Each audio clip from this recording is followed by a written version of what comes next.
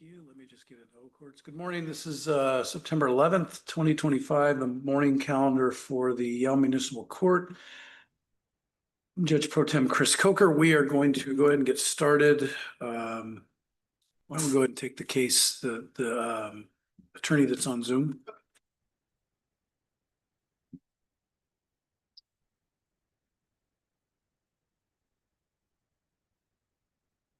And what is O Courts doing for me here? What is this?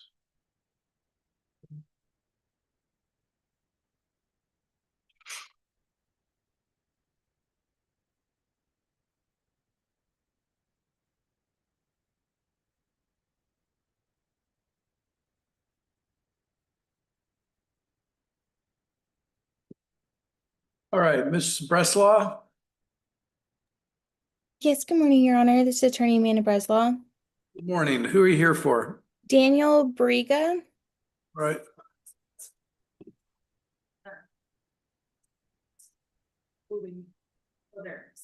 Yeah.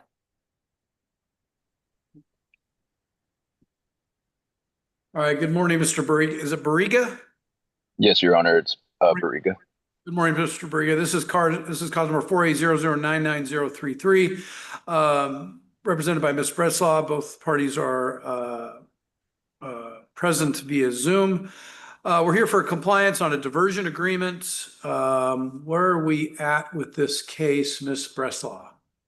Yes, Your Honor. And just for the record, I'm here for the attorney of record, Austin Ansing. He had a pre-scheduled vacation before today. It's my understanding that it's an issue with proof of treatment.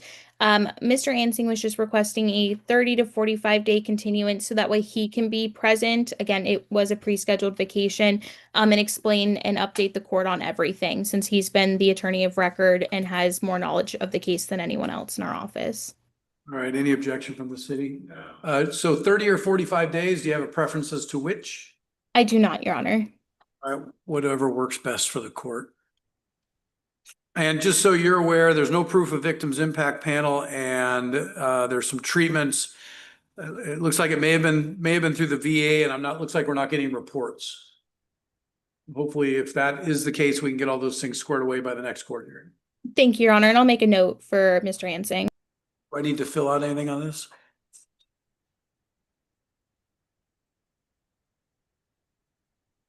Did O Courts change its look? Okay,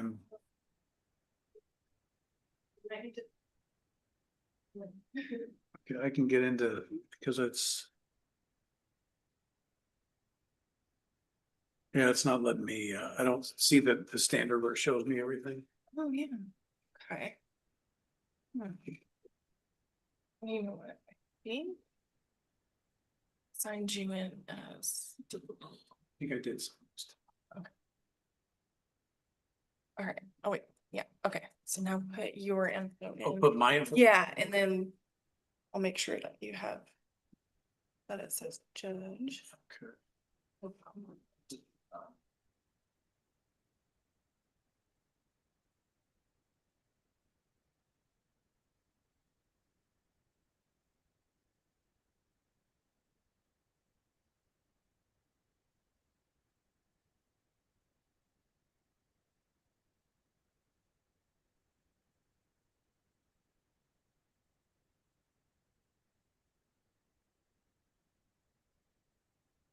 Got it. Okay. Have you Yep. under Yelm still? Okay. Oh no, it's Yelm. Let me get it back in Let's see, I think the we probably have.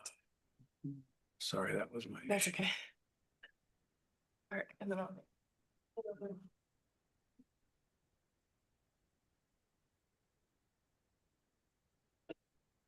There we go. Okay. Order. All right. So Mr. Barriga, Ms. Breslaw, I'm going to sign an order, resaying this matter to October 9th at 8:15 a.m. All prior conditions remain in effect, and Mr. Barriga, be in touch with your regularly assigned counsel. We talked about the issues of compliance, and we'll see you back here on the 9th. Okay, Your Honor. Sounds good. Your Honor. Yes. Okay. All right, folks. Have a good rest of your day. Thank you, you too. Thank you, you too. Okay. I'm just going to go through the calendar. Do we have Christopher Hinge, H-I-N-G? No response. Kelly Kincaid? Come forward, Ms. Kincaid. Go and have a seat. All right, you are Kelly Lee Kincaid. All right, Ms. Kincaid, this is cause number 480789798. You're here for a compliance diversion review, minor possession and or consumption of alcohol back from October of 2024. The allegation is, it looks like there's some allegations of new law violations. It involved looks like an allegation, I don't know anything about it yet, but an assault case that may or may not have involved alcohol. So at this case, what's the city's, is the city intending on moving forward with this? Yeah. Okay, so Ms. Kincaid, at this point, you're involved in what's called a diversion agreement, which was a contract between you and the city. There's been allegations made by the city related to new law violations where the city may be moving forward to revoke the agreement. You have a right to admit, deny, those allegations. If you deny them, we would set this for a hearing at a later time, which is called a failure to comply hearing. You'd be appointed counsel because Mr. Haverco was your counsel before, and then we would deal with this at a later time. Mr. Haverco could try to work something out with the city, but that's ultimately up to you. So the first issue is going to be, do you admit or deny the allegations at this point? I'm assuming you're going to deny. Okay, and then you're asking to have Mr. Haverco reappointed? That was the public defender. Okay, so does that sound procedurally correct to you, Madam Clerk? Okay, so, and to the city? Yeah. Okay, all right, so Ms. Kincaid, what we're gonna do is we're gonna enter this as you're denying the allegations. And we're going to set this on for what's called a pre-FTC, which is a pre-failure to comply. We're gonna reappoint Mr. Haverco. You're gonna be given a court date here in just a second, and then you're gonna be given the information on how to contact Mr. Haverco, and I want you to contact him sooner than later, okay?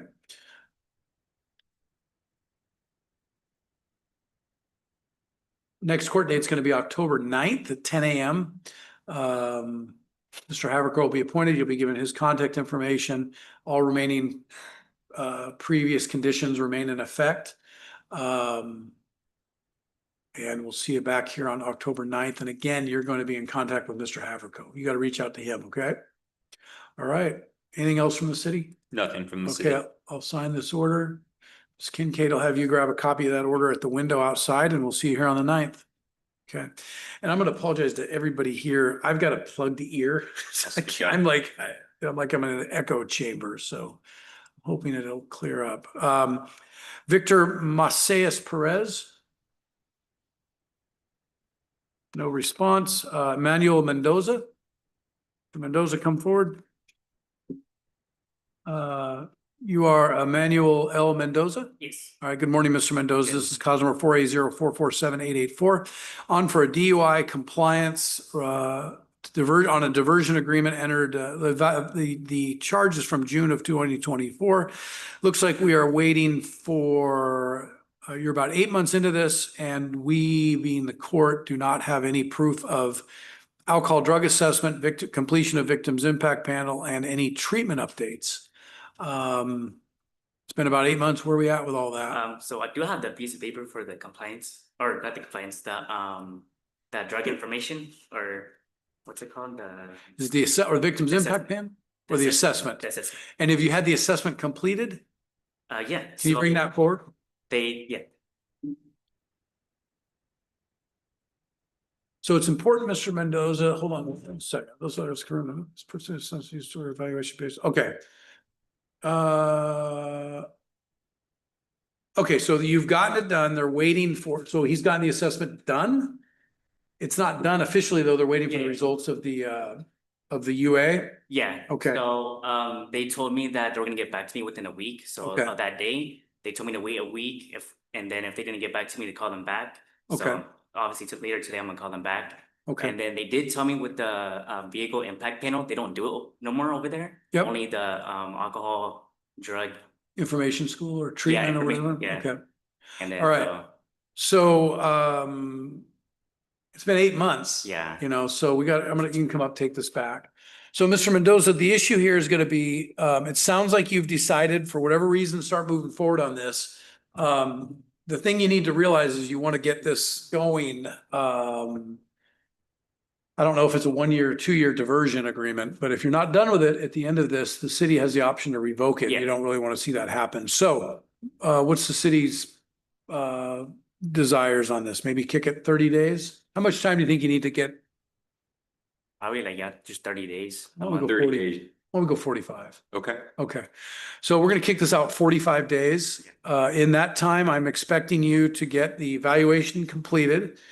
Any treatment, if they recommend treatment, they're at a minimum gonna recommend one class. Yeah, If they recommend that class, I'd like to see it done by the time you get back, and and bring it into the window and provide, you Yeah. gotta provide the proof here okay, of the evaluation, the treatment, as well as completion of the victim's impact panel. okay. Okay, the victim's impact panel and the treatment class are two different classes. You understand that, Yeah. right? Okay.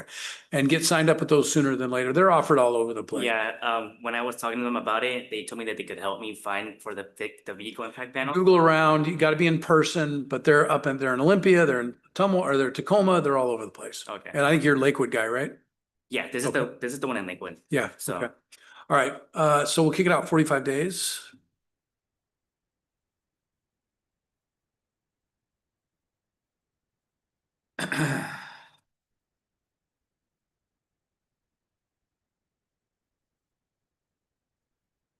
All right, your next court date, you're gonna be given a copy of this at the window outside. Your next court date is gonna be October 23rd at 8:15 a.m. It'll be here.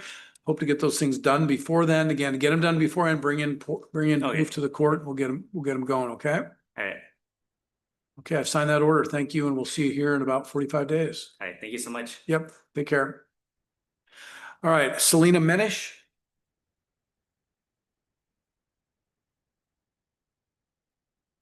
All right, good morning. All right, Selena Menish here, cause number 380634705. Compliance review for DUI from September of 2023.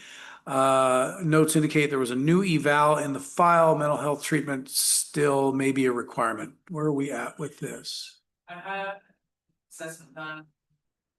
Speak for intake to start treatment next week, so it'll resume next week. Okay, and new eval was just based on you needed a different provider or what? Just that it's been so long since my first initial one. so Okay. Okay, and again, this is, I don't know how long this case has been pending, but yeah, I mean, again, get it done sooner, that way you don't have to do it twice. Okay, all right, so do you think if we gave you 45 days, we could get you back, you could get everything up to speed by then?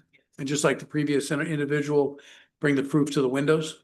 Yeah. Okay, all right, well, we can set this matter out 45 days as well. Any objection from the city? No objection from the city.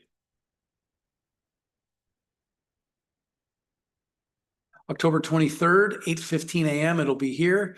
Just make sure you do everything you need to do. Get it in as soon as you can. Thank you. All right, I'll get a copy of the window. Thank you.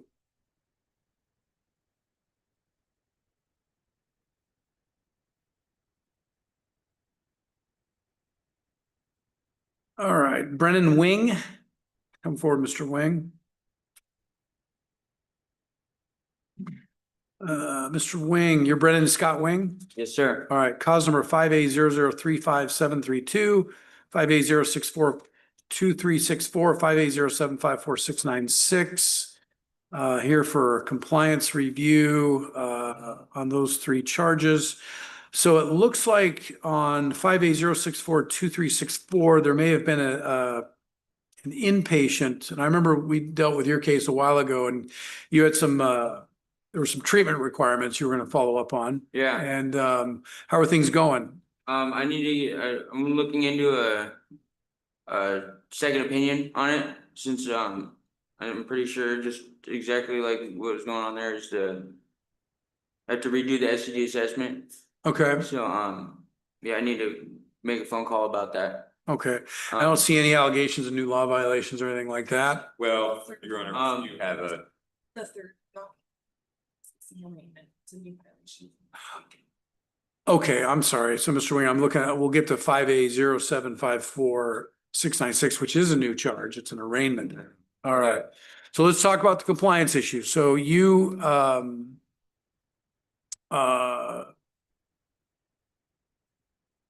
Remember, you were in jail, got you out of jail. You were gonna do something, I think you are mom, and how's he been doing?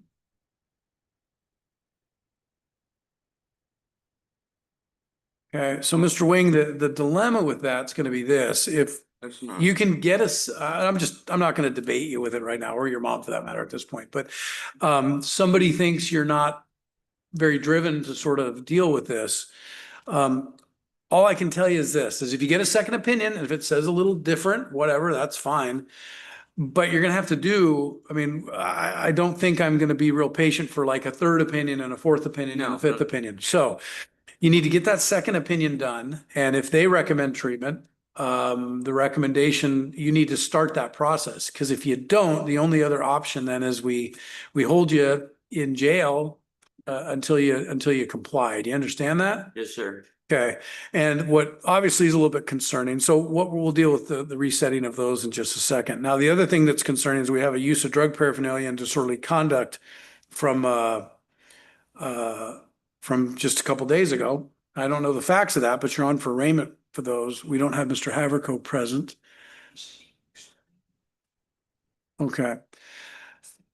So what I'd like to do is if you can hang out, we're gonna have, because I can't arraign you without the public defender here. Okay, so why don't you, if you can go have a seat and then just hang out, the public defender should be here shortly, then we can kind of deal with the arraignment too. Okay, Would it be all right as long as I keep an eye out for him? I can step outside for a smoke. I don't care if you, I don't think you need to keep an eye out for him, but as long as you don't leave. Yes, sir. Okay. All right. And then we have that one in the Xavier Lindy. Okay. But again, we're waiting for Mr. Haverco. Oh, he does. Okay.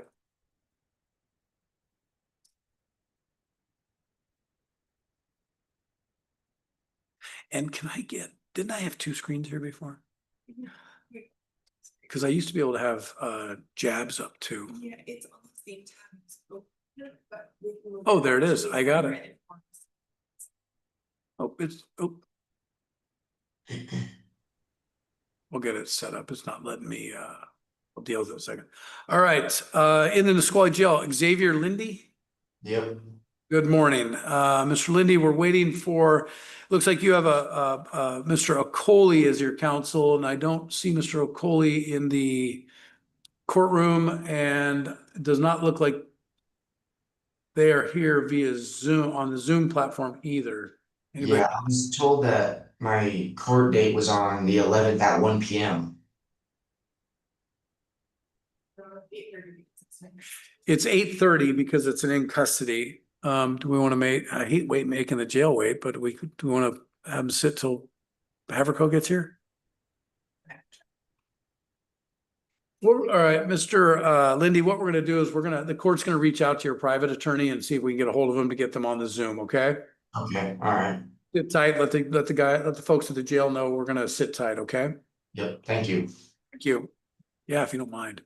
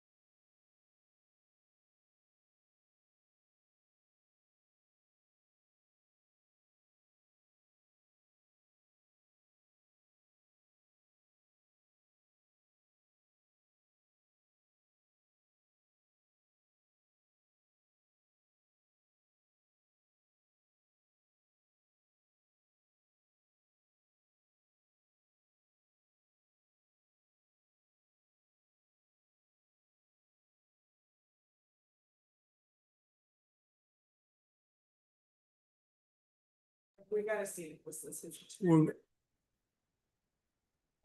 It just says iPhones. we have one in custody, so then we'll take Mr. Wing. We're just seeing if the attorney is the individual that's logged on. Looks like they are. Okay. You back on? Okay, are we back on the record? Yes. Okay, recall the matter of City of Yelm versus Xavier Lindy, customer 58057544693. Mr. Lindy has introduced himself. He's present via Zoom in the Nisqually Jail. And can we have iPhone identify themselves for the record, please? Good morning, Your Honor. For the record, I am Timothy Okoli. I'm here on behalf of Mr. Xavier Linde, who is in custody and appearing from the Nisqually Tribal Jail. Your Honor, I apologize for my late appearance. It was my understanding yesterday that this arraignment was scheduled for on the 1 p.m. calendar, and it did come as a surprise that it was scheduled for 8:30 this morning. So I have not yet had the time to discuss with my client, and I respectfully request to get into a breakout room with him to go over his rights to arraignment, Your Honor. I'm sorry, you're asking for what? You're a little bit difficult to hear. I would like to get into a breakout room with my clients, Your Honor. We don't, No. we don't have that option at this point.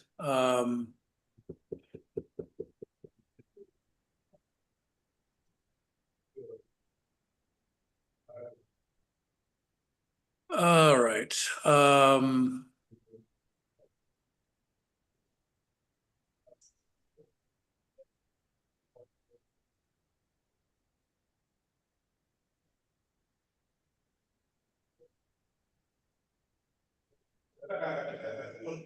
All right, so we have the lawyer Zoom, we have Mr. Lindy Zoom, but we can't. How has the court handled this before? Never come up They before. usually have to discuss Is Mr. Lindy able to contact his attorney via phone from the jail? Oh, Mr. Okoli, we don't have the ability to move you into, we've done breakout rooms before, though. Zoom meeting. Yeah. Zoom web.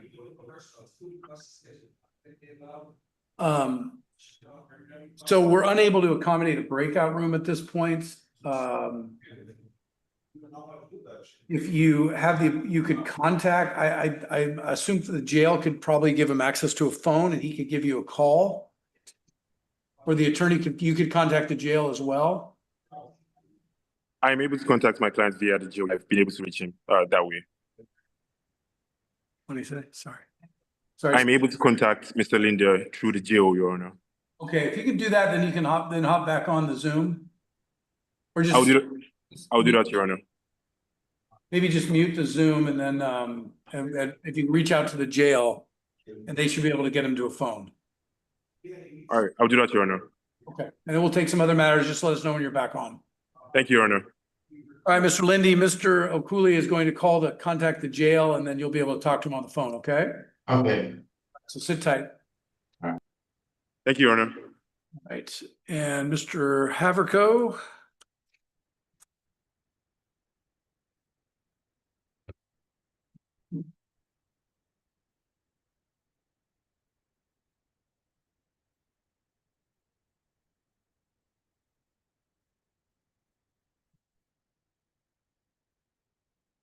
All right, Mr. Wing.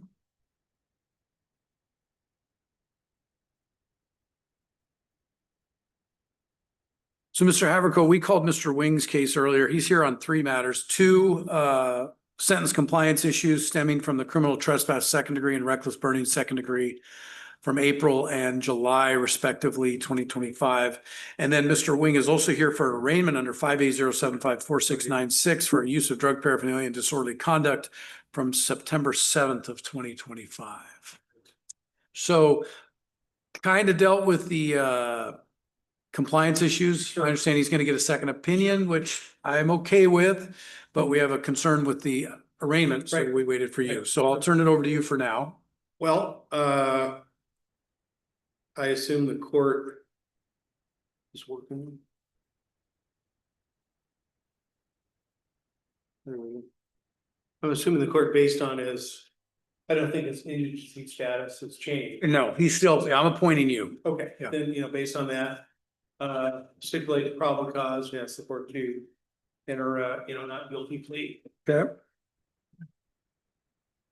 All right, so Mr. Wing, we're going to enter I'm going to find probable cause for purposes hearing only, enter a plea of not guilty on your behalf. And now the issue is going to be conditions of release from the city's perspective. So I'll hear from the city first. Well, Your Honor, city is meeting today. This charge is related to, not similar to the breakfast for me, that Mr. being back in jail before, so the city's just gonna ask for standard conditions this weekend. All right, Mr. Haverco. Oh, I have nothing to add. I mean, he's here, so. Okay. All right, so we will, Mr. Wing, I'm going to release you on your own recognizance. Following conditions, no law violations. You're not to use or possess alcohol or non-prescribed drugs, cannabis or drug paraphernalia. You make all court hearings. No criminal law violations. Those are the standard conditions. I guess the issue I'm having though, Mr. Wing, is this. I mean, when you went into jail, when I took you into jail about, what was that, a month or so ago, then you did a couple weeks. When you went into jail, you were a mess. When you came out of jail, you were good. And the reason that was because you were clean. You needed a timeout. And so the problem we're running into is when you're not in jail, if you start using again, we're going to find ourselves back in the same predicament. So I just want to make it really clear to you, you're being released on your own recognizance right now. But if there's any new law violations, drug use, paraphernalia, whatever, disorderly conducts, I'll have no choice but to hold you again, because that's the only way we can keep you sort of stable. And it sounds like, your mom wants to help you as much as she can, but I imagine she's getting fairly frustrated with this process. Okay. So we're going to do that. So just understand that you're kind of on the precipice of getting taken back in.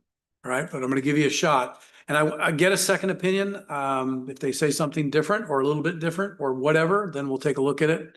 But if you go in there and, they're going to take a UA, and if you provide a dirty UA, I'm imagining they're going to probably recommend significant amounts of treatment. So, okay. So we'll need a court date, appoint Mr. Haverco. By the next court hearing, I'd like to, obviously no new law violations, but I'd also like to say proof. I want to see proof of the new assessment. And if you are required to do any treatment, I want to see him starting that treatment. Okay. All right. Anything else from the city? Nothing from the city. Okay. Next court date's going to be October 9th at 11 a.m. Yeah, we'll write that down. Oh, okay, sure.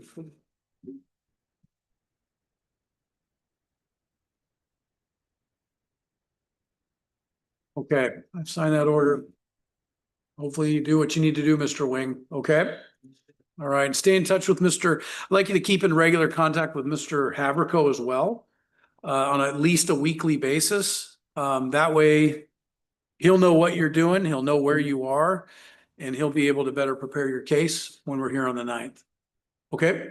All right, you'll get a copy at the window. Good luck to you. Thank you. Okay.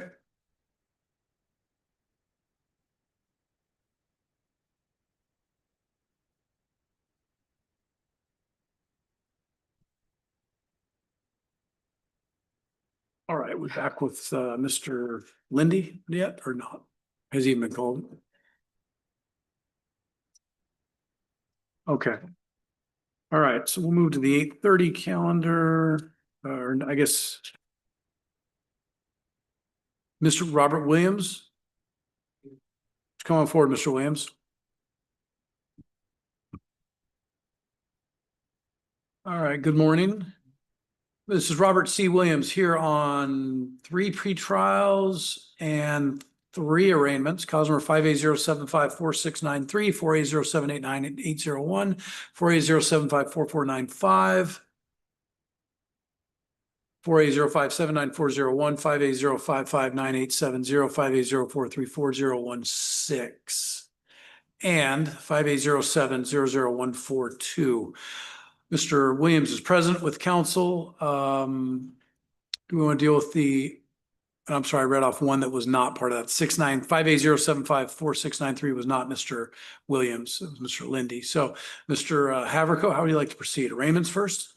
Yeah, that's probably what would make most sense. Assuming the court's probably appointing me based on this. And I think what I'm gonna do, at this point, I think what we'll do is, for arraignment purposes, I'll just appoint you for all arraignments and then we can address if, they want, just for purposes today, you'll be appointed, so. As to all three new matters, Your Honor, would stipulate probable cause has the court to enter not guilty pleas on all matters.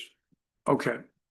All right, Mr. Williams is gonna find probable causes to each count, enter a plea of not guilty to the three matters that are on for arraignment, one of which is an obstructing law enforcement, two obstructing law enforcements, one failure to obey.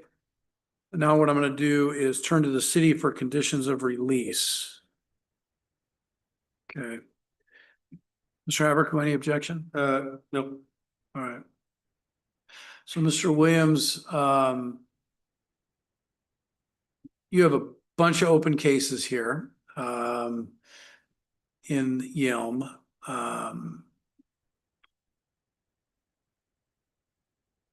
And okay.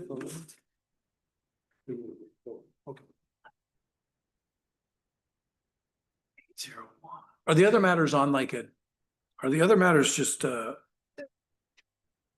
okay, they're still okay, yeah, but they're pretty old.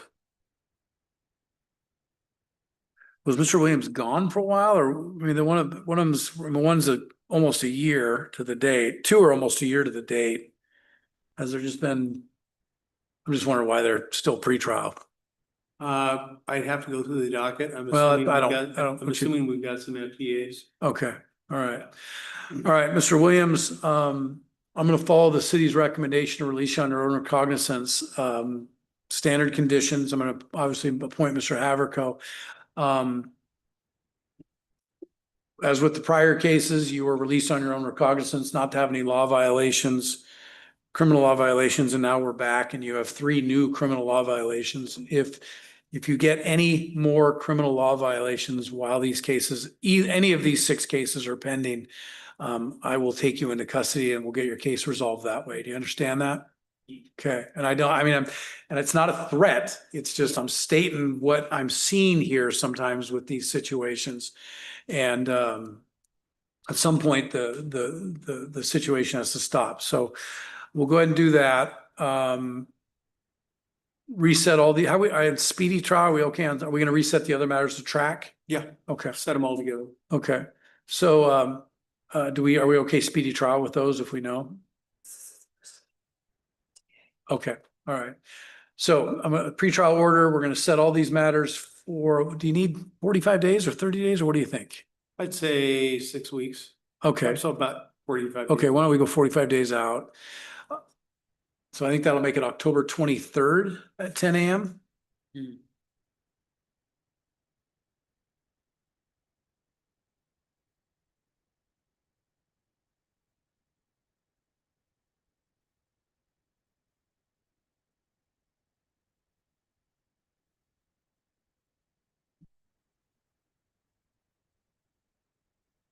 All right, next court date is going to be October 23rd at 10 a.m. You're going to be given contact information from Mr. Haverco. Standard conditions, appear at all hearings, no criminal law violations, do not go on possess alcohol, non-prescribed drugs or cannabis, or drug paraphernalia. Abide by all previously proposed conditions. I found PC on all cases, entered a plea of not guilty as to the 3 new ones. And the other 3 pre-trials will track and we'll hopefully get this resolved on the 23rd of October. Mr. Haverco, I think I covered everything. I think you did. Mr. Ratfield? Nothing. Okay. All right, sign in the order. Mr. Williams, we'll see you back here in about 6 weeks, all right? Okay, you get a copy at the window too. Okay. It did not.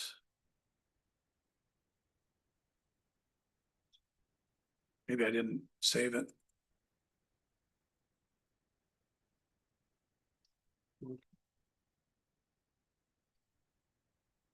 All right, try this again. Attach, save. That work? Yeah. Okay. All right, we ready to move to as we wait for Mr. Lindy in custody, we ready to move to the 9 o'clock? All right. For record.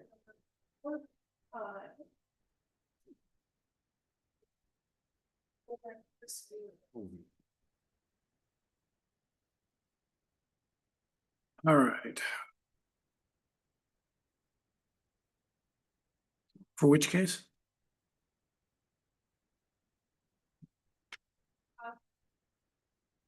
Okay, Michelle Lyle present? All right, Good morning, Your Honor. I Good- think it lagged a little. Good morning, Your Honor. Rule 9, Christopher Wood standing in for the attorney of record representing Ms. Lyle this morning through counsel. Good morning. What are we doing with Miss Lyle's case today? Ms. Lyle's case is just a motion to continue this morning, Your Honor. A speedy trial waiver has been uploaded to O Courts and signed by the attorney of record. Maintained good contact with Ms. Lyle. Me and the attorney of record spoke with her yesterday, and she has given authorization to affix her signature to this waiver, Your Honor. Okay, any objection from the city? No objection. Okay, the request is to reset this matter to November 6th. Thank you, Your Honor. That's pretty far out there. Any reason, if you know, Mr. Wood, why we're moving this out? I do not know, Your Honor. What's the city's thoughts on that? Oh, the city's fine with November 6th. What we're. Okay. All right, we'll reset this matter to November 6th at 9 a.m. I'll go ahead and sign this order, and the record will reflect that the defense counsel has authorized electronic signature. All right, Mr. Wood, I've signed that order on Miss Lyle, and then the second matter was Mr. Reyes. Reyes, okay. 58006890, Fernando Reyes. Present Rule 9, Mr. Chris Wood. All right, what are we doing with Mr. Reyes's matter? It's going to be the same, Your Honor. It's just a motion to continue. I believe Mr. Reyes is present in the courtroom. I know his presence is not required, but I do believe he is there. And I just wanted to make sure that he steps forward. Yes, thank you, Mr. Reyes. But it's just a motion to continue again this morning, Your Honor. Waiver has been uploaded to O Courts and signed by Mr. Reyes and the attorney of record. Okay, and you are Fernando Reyes? All right, Mr. Reyes, thank you for appearing today. So we're going to reset this matter based on the statements of your counsel to October 9th at 9 a.m. So about a month. Stay in touch with your attorney. All prior conditions remain in effect, and hopefully we'll get this resolved at that time, okay? All right, well, you can grab a copy at the window and have a good rest of your day. And again, Thank you, Mr. Reyes. all right, Mr. Wood, any other matters? No, Your Honor. Okay, I will sign that order, and copies will be available at the clerk's office. Thank you very much, Your Honor. I appreciate it. Have a good morning. Thank you, counsel. Okay, Squally. All right.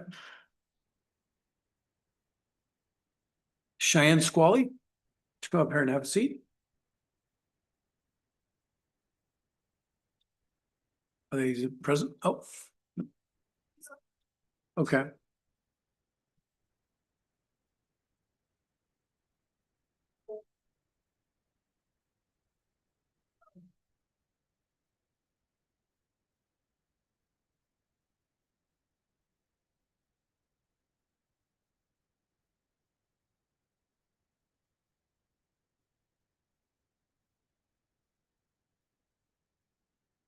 I apologize. I'm having a hell of a time hearing the attorney on the in custody guy too.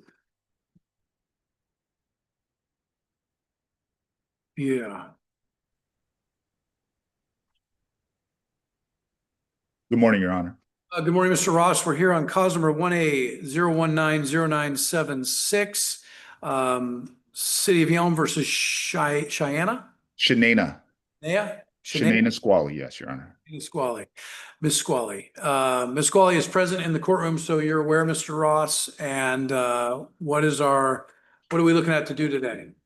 Thank you, Your Honor. Good morning, Jossie Ross, on behalf of Ms. Squally, who is present in the court. Your Honor, we're on a compromise of misdemeanors, and Ms. Squally has been paying. She has a formal promissory agreement with the aggrieved party, and she made a huge payment, Your Honor. I sent that payment in. It didn't attach, and I've been in communication with Madam Clerk, and she said it was in the court file of a significant payment, and that payment she intended to pay the rest, that aggressive payment plan, by August, and that payment took a lot out of her, and so she needs probably a couple more months till November. She expects to be able to complete her compromise and misdemeanors, Your Honor. And so respectfully, I ask for a continuance, waiver of speedy trial, of course, until sometime in November for Ms. Squally to complete her payment. Okay. Any objection from the city? All right, so how much time do you think you need? A month, 45 days, 60 days? 60 days, probably best. Okay. Ms. Squally, does that make sense? Okay. All right, why don't we kick this out with and I didn't see it in O courts. Your Honor, I didn't upload one. I'm going to now, but the dates, I wasn't sure which dates for compromise the misdemeanor calendar, or if if it goes on any calendar, pretrial calendar. The name is, yeah, it'll be 9 a.m. What day? 60 days out.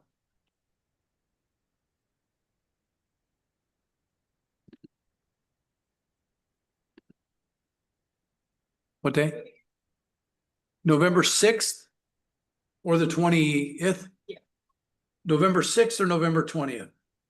Can we do the 20th? I'm currently scheduled for trial on the 6th. November 20th, 9 a.m. So if you do a waiver, just have that be the commencement date. Okay, and I've already discussed that with my client, Ms. Squally. Okay. Thank you, Your Honor. I will upload that ASAP. Okay, so Ms. Squally, we're done with your case, but you're gonna hold off while your attorney uploads something so we can sign it. I'll let you know when we get it, so just have a seat, and when we get it, you can grab a copy from the window, but your next court date is gonna be November 20th at 9 a.m. And obviously just stay in touch with your attorney.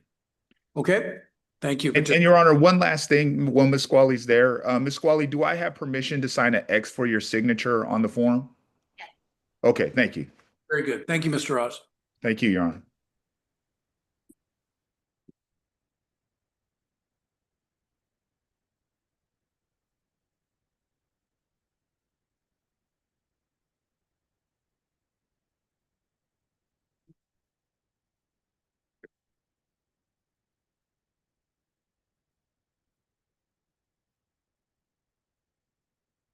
Just let me know when that's uploaded. Good morning. Have a seat, folks. Who do we have here? This is. DeFord? Okay, good morning, Mr. DeFord. Good morning. How are you? I'm doing great. Good. Okay, what are we doing with Mr. DeFord's case today? My case that for qualified for the shit and develop market shit in control. Yeah, Charles these days, see for that treatments is on the market shit. This is supposed to appearance in court has been settled. We did not know where he was going with all of this. He was going in the right direction. That's how to solve this case or trial forward. This where other states didn't ask for them to settle.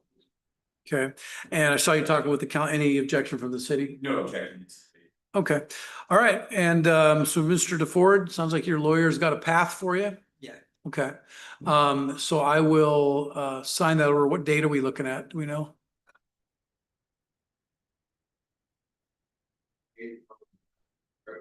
November 6th? It has to be. Has to be a Thursday. Yeah, no, it's gotta be, we have court twice a month. So it'd be the 6th or the 20th. Okay. All right, so we'll go November 20th.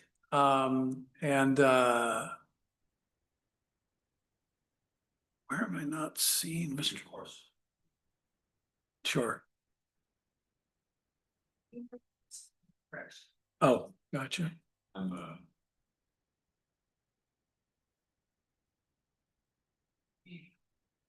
There it is. Okay. Are you putting together a notice hearing or anything? She's doing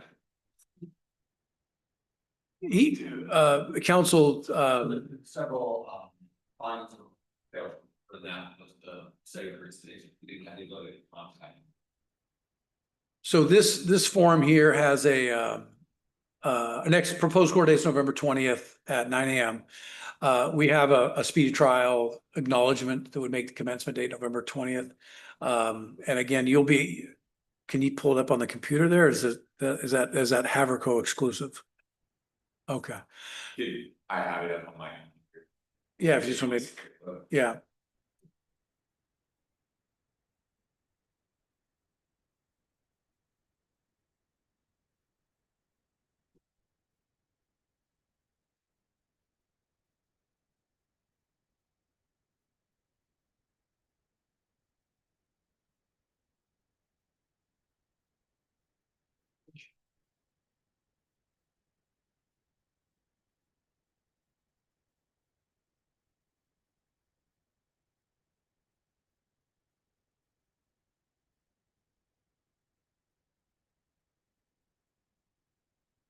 I'm at treatment right now too. Good. Going to Lakeside Milam for IOP, finishing it on. That's fantastic.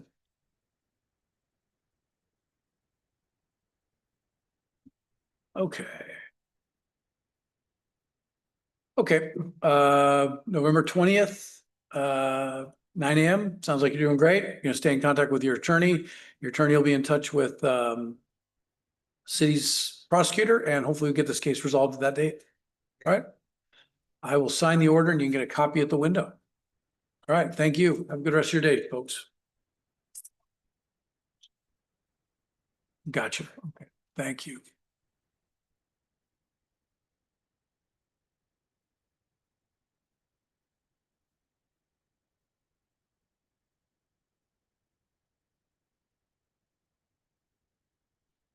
Okay, I've signed Squally. Thank you, Your Honor. Thank you. Your Honor, that's all I have. All right, have a good rest of your day, Mr. Ross. You as well. Here. Okay, I've signed that. And then do we want to recall Mr. Lindy?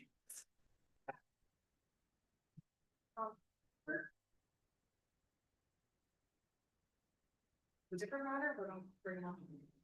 Okay. I don't see attorney.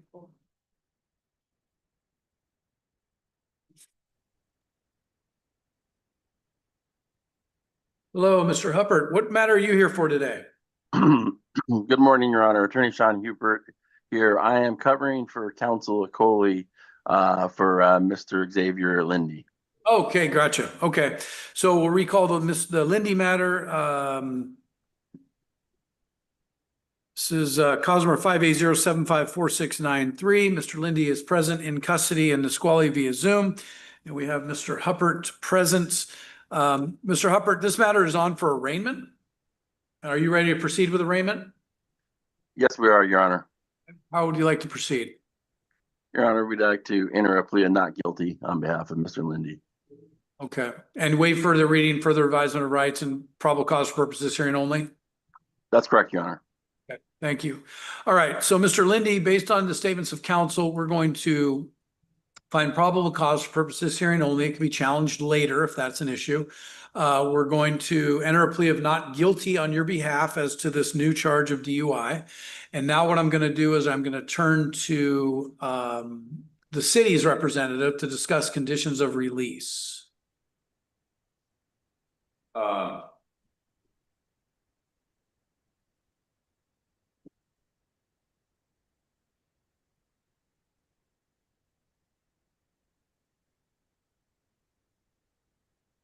Your Honor, believe this is, if I'm reading this correctly, Mr. Lindy's second arrest for DUI within just a brief period of time, with bail being set at 50,000. The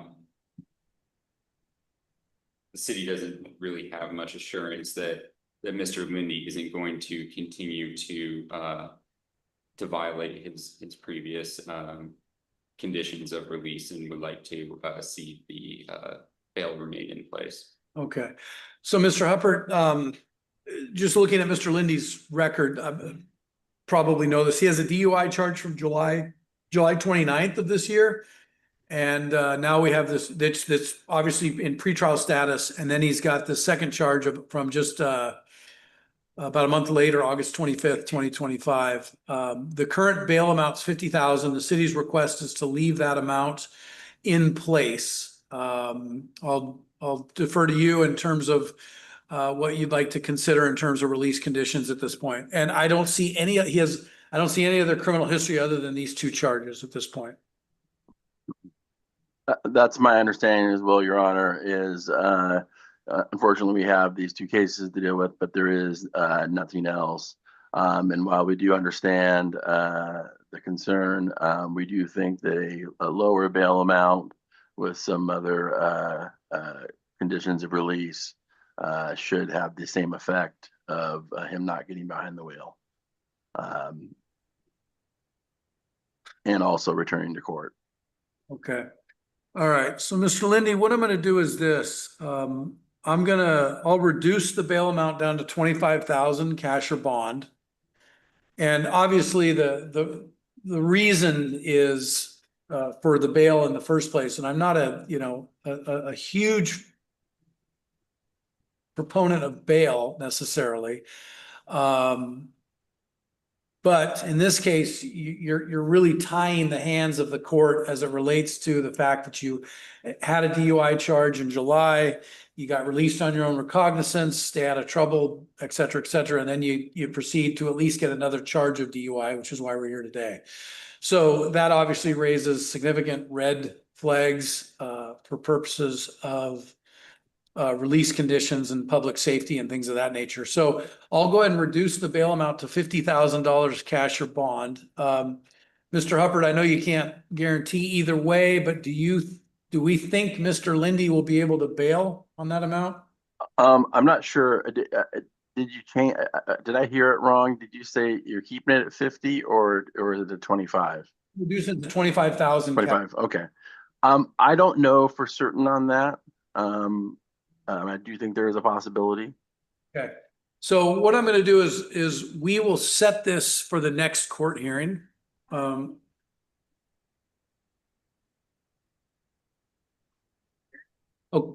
we're going to leave them both. Let's move them both that day. So yeah. So Mr. Huppert, his previous matter was on for pretrial for September. October 23rd. So we're pushing a month out. We're going to leave that day set and we're going to set this new one on that same day. So both of the pretrials will be on October 23rd. If Mr.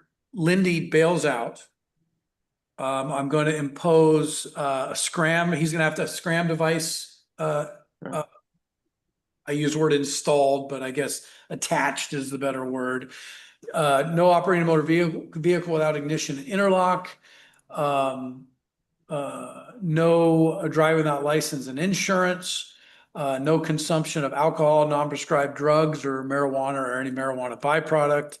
And he's to remain in contact with his lawyers on at least a weekly basis. But the main thing would be the scram device. He'd have to have the scram device installed or attached to him within 24 hours of his release if he posts. Okay. And Mr. Lindy, you're going to get a copy of this because if you don't post, then it's fairly straightforward. You're in custody and your attorney and the court will deal with you from there. But if you do post, you're going to have some significant conditions that you're going to have to comply with. You're going to be given a copy of this order. Your attorneys are going to get a copy of this order. So if you do find yourself in a position where you can post bail, it is imperative that you toe the line as it relates to these conditions. You understand that? Right. Yes, I do. Okay. All right. Yes, in any vehicle he drives. that would be required by statute. So, Understood.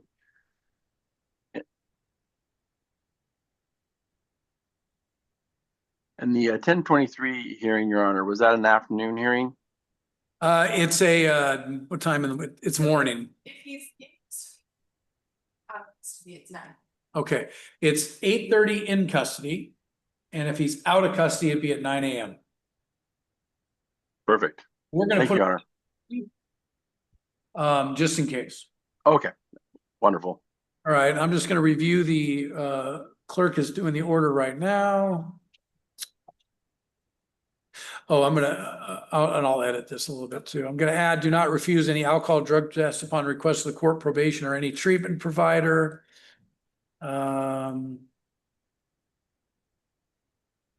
Ignition interlock on any vehicle.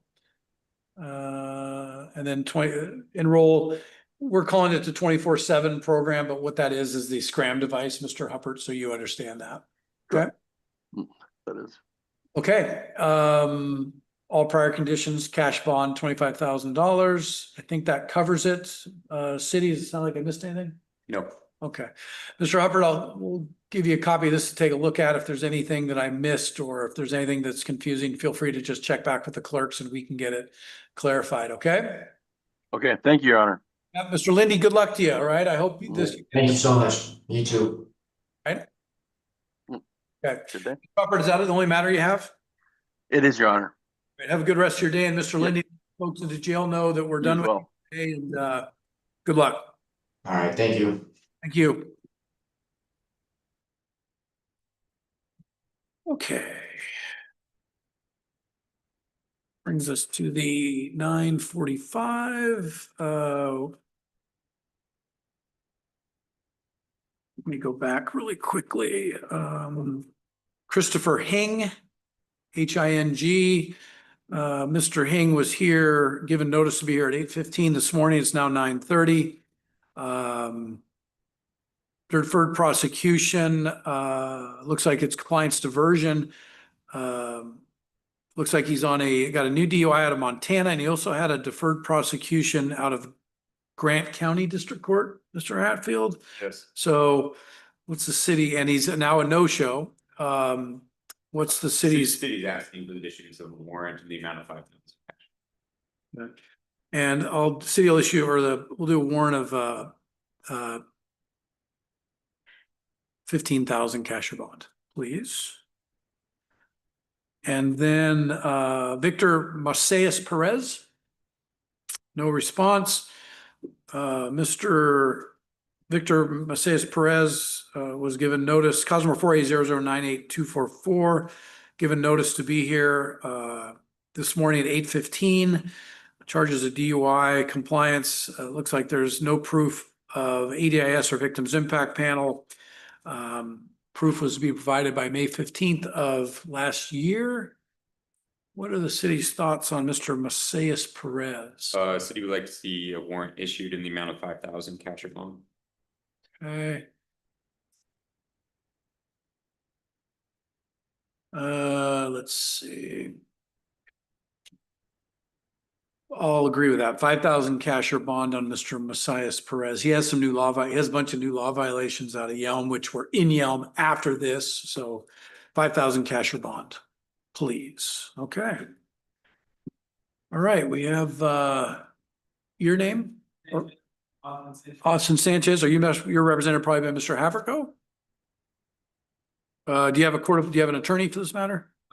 No? Okay, let me figure out. Haverco is, he's been appointed. Okay, maybe we can, yes. Doesn't represent unless the city's revoking. Okay. All right, why don't we do this? Mr. Sanchez, why don't you come forward? Either one, your choice. All right, you're Austin Sanchez. Good morning. Here on cause number 4A0398017, it's a sentence compliance hearing on a DUI. Looks like he owed 1 day in jail. There was also to be an assessment, as well as a victim's impact panel. it appears is he in some sort of custody right now? No, it's not, better than babies. Very nice, thank you. All right, so Mr. Sanchez, you're here for a compliance review. Mr. Ratfield, is that what it looks like? Is he owes a day in jail? Yeah, Okay, and the day in jail still remains due and owing? it appears so.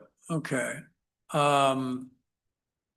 So, Mr. Sanchez, the allegations are that you owe a day in jail and you haven't done a day in jail for the city. And there also is a requirement per your sentence for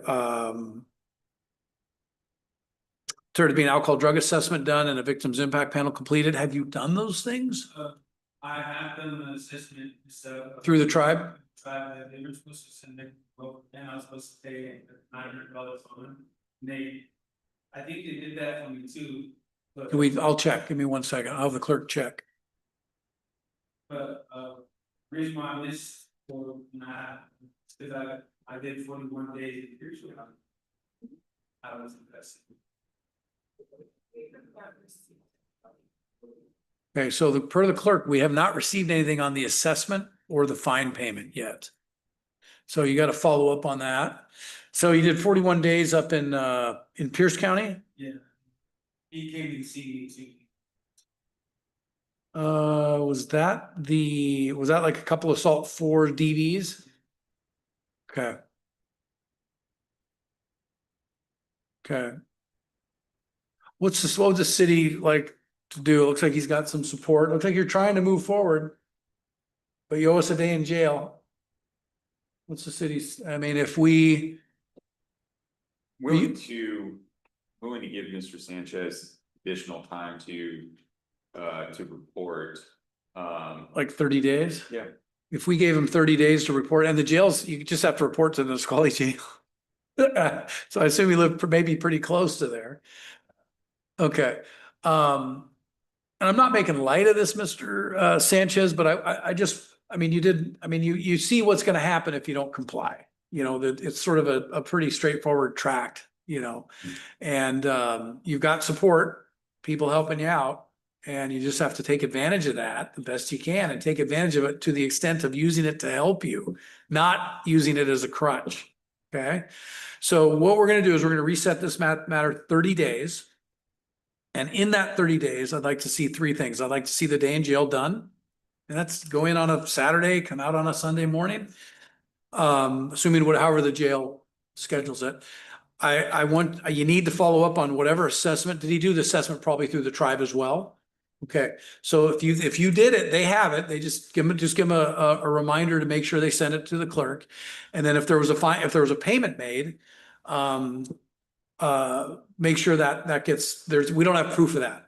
So just follow up on that. And if you do those things in the next 30 days and you'll come back, I'll come in, I'll say, hey, look, how are you doing? Good. And, then you won't have to come back here so long as you stay in compliance.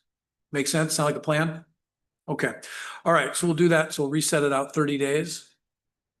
Please.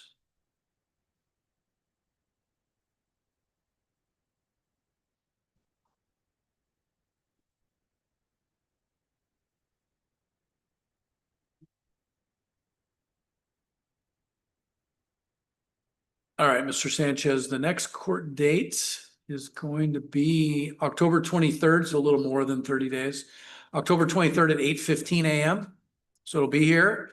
In this order, it says provide proof of alcohol assessment, do the 1 day in jail. You also have to do a victim's impact panel and then report to the Nisqually jail by 10/11 is what we put. And then just, it's not referenced on this, or maybe put in there, just confirm the fine. You think the fines were paid, right?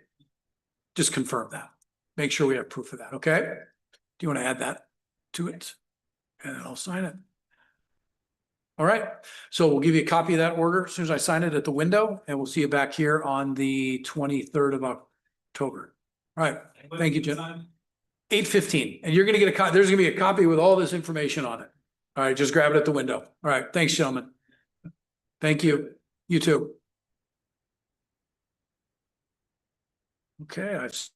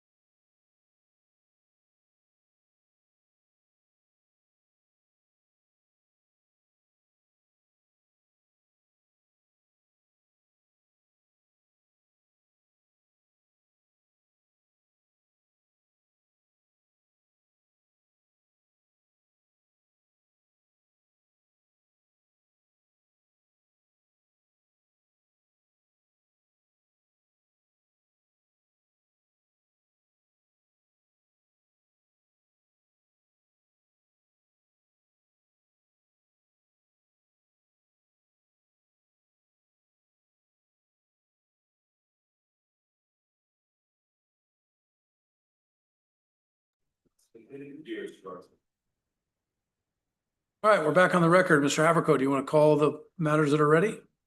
This is Charles Jarrett on the 945. The place, Mr. Jarrett? yes, this is on the warrant wash calendar. I've had an opportunity to just re-talk about the case again. And we'd like to sort of also treat it as a pretrial. We'd like to resolve the case today, so we placed a statement of defendant plea of guilty into courts and asked the court to inquire on that issue. Okay, you're Charles Jordan Jarrett, cause number 5A00464558. You're here for a warrant quash. Present with counsel, and so my understanding based on the statements of Mr. Haverco is we're going to be resolving your case today. It's a charge of theft third at this point. Is that correct? Is that your understanding? Okay. Let me get into the calendar really quickly. Okay. And you are Charles Jarrett. Do you have enough time to go over this plea form with Mr. Haverco? Yes. And did he read it to you or did you read it yourself or a little bit of both? Yeah, he did, sir. Okay. And do you have enough time for him to answer any questions you had? Yeah. Okay.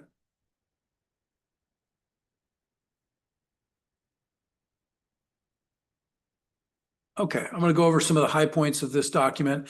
You understand you're giving up a number of constitutional rights if you plead guilty. And those constitutional rights are contained at paragraph 5 of the complaint or the plea. And theft third is a gross misdemeanor, which means the maximum penalty is 364 days in jail with a $5,000 fine. You understand that there's a recommendation contained in here, but I could sentence you up to the maximum? Yes. Okay. All right. Paragraph 11 is a statement of what you did to make you guilty of this charge. And I'm going to read that to you. And it says on January 31st, 2025 in the city of Yelm, I stole merchandise from Walmart. Is that your statement? Or are you adopting that statement as your own? Okay. So as the plea to a charge of theft third degree in the city of Yelm, how do you plead guilty or not guilty? Okay, I find your plea is made knowingly and voluntarily, no uncertain harm of any made any promises to cause you to enter the plea. Are we going to move to sentencing today? Yes. All right, I'll hear from the city first.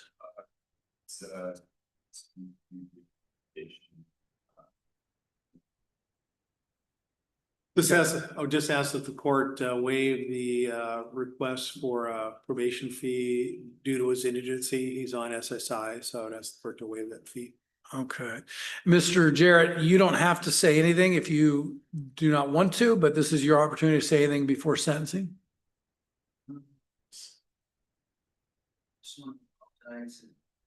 I grew up here, I grew up on the Thurston County line and Smarter River. This is a beautiful place. I just really, I really want to apologize and we want to really use community resources and things like that. So I'm taking matters and that kind of comment that way. I apologize. Okay. Well, I appreciate that. And so the warrant here is going to be quashed. You know, you have 2 warrants out of Olympia, right? It's a block from my house. That's looking at the tiny house in Olympia. It's a block from there. I got these 2. I got because I actually had 4. I thought I had 4 the same day. I just hadn't missed them. But if I just go there and take care of it and talk to them, they'll get me back on there. And hopefully I'm hoping. Okay. All right. Thank you so much. Well, thank you. And I'm looking at your record, Mr. Jarrett. I mean, obviously, I don't need to go over the extent of your record. You know, you've got a ton of thefts. Some are pretty old. So it looks like you went through a difficult time and then you've maybe cycled back into a difficult time again. Are you doing anything to sort of address the issue? I mean, is this what are you alleged to have, what were you alleged to have tried to steal? It's like food and like stuff like necessity items, but I've been having to work with therapists and stuff because I mean something happens I've had to work with. One of the rules is I never go to a place without money. A lot of times I bring somebody with me so they can pull me out. Because I'll start going ballistic, man. I'll start finding these deals out there. I really get caught up in it and things like that. And the rush of trying to get something for free or something I think I start playing this in my mind. I had to work in groups to talk to therapists about this stuff and everything, the compulsion and things like that. It wasn't like even for, well, I was doing this stuff even when I had, you know, I mean, it was. Right. I was finding myself in these situations, and I really had to work through it and everything, and had to use some techniques, and it was a big deal. All right, well, try to get back into those techniques, because I mean, that's a common theme, and it's interesting you say that. Is, you know, I've represented people that have what appears to be a ton of money, and they're still trying to steal things, you know, because it's that rush of doing it. So, all right, I'll follow the recommendation. I'm going to suspend the sentence, 364 days in jail, 364 days all suspended. Suspend the $5,000 fine. We're going to do that for a period of 12 months. So as you know, that hangs over your head. I am going to impose a $250 probation monitoring fee that you can make payments on or over time. You can make payments till $25 a month if you can do that. You're to no criminal law violations, and also you're trespass from Walmart. So there'd be no, you're not to go back to the Walmart property. Any questions about that? Okay. All right. I'll sign this order, and it's for this is a year, but I don't know what the rules at Walmart. I think Mr. Haverko would tell you they're probably going to trespass you for life. That's my understanding what Walmart does. Yeah, but I think there is a way you can, you know, go in and maybe talk to somebody. But I imagine a little time and a little distance would heal a lot of wounds, but that's going to be between you and Walmart. It's a private company. They can do what they want to do. Yeah. Okay. All right. So I'll sign this order, and I wish you well. I do appreciate your comments too. I mean, most people come up here and say, oh, you know, I was starving, and you know, that's not the case most of the time. You know, there's lots of services out there. Yeah. Okay. All right. I've signed the order. Copy at the window. Good luck to you. All right. Thank you. Yeah. Thank you. Good luck. Okay. Next on the 9:45 calendar, there's a Joshua Roos. Is that with an R? With an R, yes. R-O-O-S-E? Yeah, and this is an appointment situation because his previous counsel, I believe, was Joshua Sneva, who was one of the previous public defenders, so he's not on the contract any longer. Yep. All right, Joshua James Roos, XZ0073779 here for pretrial, warrant quash, pretrial. Mr. Roos is present. Gonna have any issues with you missing court? Okay, not gonna have any more issues with you missing court, correct? Okay. All right, city okay with the PR release on this? All right, and so Mr. Roos, what I'll do based on your quashing the warrant, coming in on your own, not being drug in by the police, we'll go ahead and quash that warrant, and we'll set this on for pretrial. We'll at this point, we'll appoint Mr. Haverko.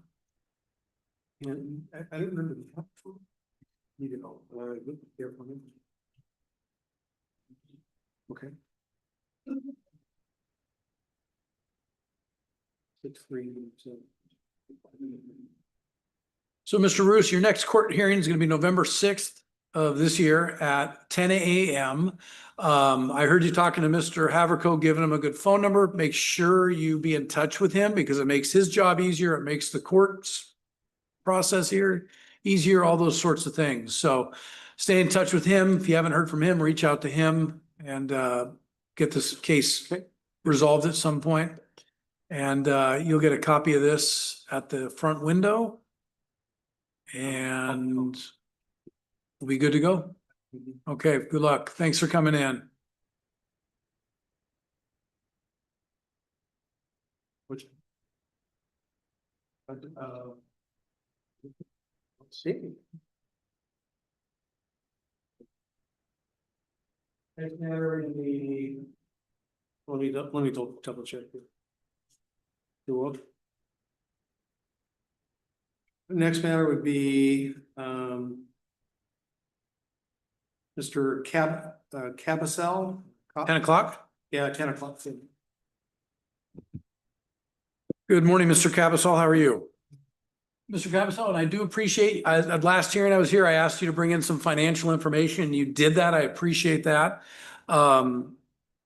We're here on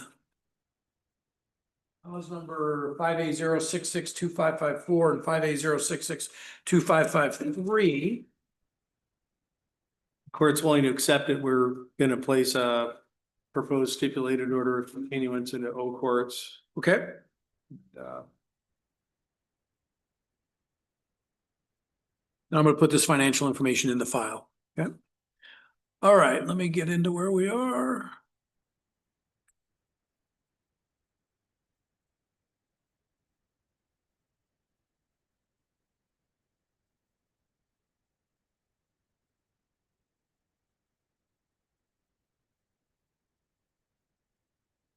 All right, Mr. Capasol, I've been in O courts. In this system we have, there's something called a stipulated order of continuance. Did you have a chance to go over that with Mr. Haverco? Feel like you had enough time to go over it with him? Okay, so what it is it's a very briefly, I'm not going to spend a ton of time on this. It's a contract. You're agreeing to do certain things in exchange. The city is agreeing to not do certain things. And then eventually to maybe do something, i.e. not push your case forward, give you some time to work some things out. You do those things. At the end of this, the charges would either be dismissed. Sometimes they're amended. In this Yeah, in this case, case, Judge, the matter is to be continued for 12 months yep, on the condition of no I've new got criminal. 24 months on this. Should it be It 12? should be 12. Okay. I may have put that, that might describe the maximum. Oh, I'm sorry. You are Yeah. right. Back Yeah, yeah. Sorry, 12 month continuance. Yes. Right, and it's continued for 12 months on the condition, no new law violations, $250, court fee can be payable at 25 a month. And then at the end of that time, if he's complied, the city would dismiss. So this is 5A0662554. What was 5A's? Was there an infraction tracking? Yeah, right, there's a tracking infraction. We've got kind of a proposed settlement on that. You do? Is that, can we do that next? Yeah. Okay. Yeah. All right. All right, Mr. Capasol, any questions about this agreement? Okay, I'll go ahead and sign it. It's going to be continued for a period of 12 months. You're to pay a probation fee of $250 during that period of time. Stay out of trouble. Basically maintain law-abiding behavior. Okay. All righty. I'll go ahead and sign this order. And a copy of this will be at the window when we're done, but now I understand we're going to deal with some infractions. What are we doing with the infractions? And it looks like it's a speeding, Yeah, failure to and- sign, and yeah, failure the to sign. infraction, we would in exchange for the city, I think that the city would dismiss the speeding, will admit to the other two $150 each.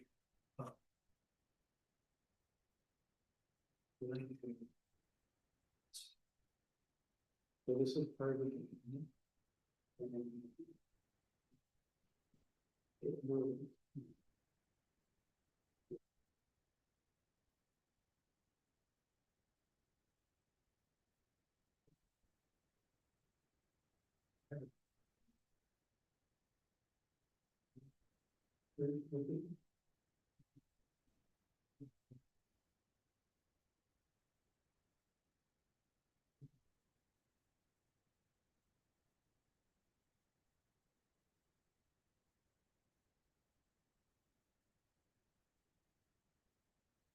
So again, admit to counts 2 and 3.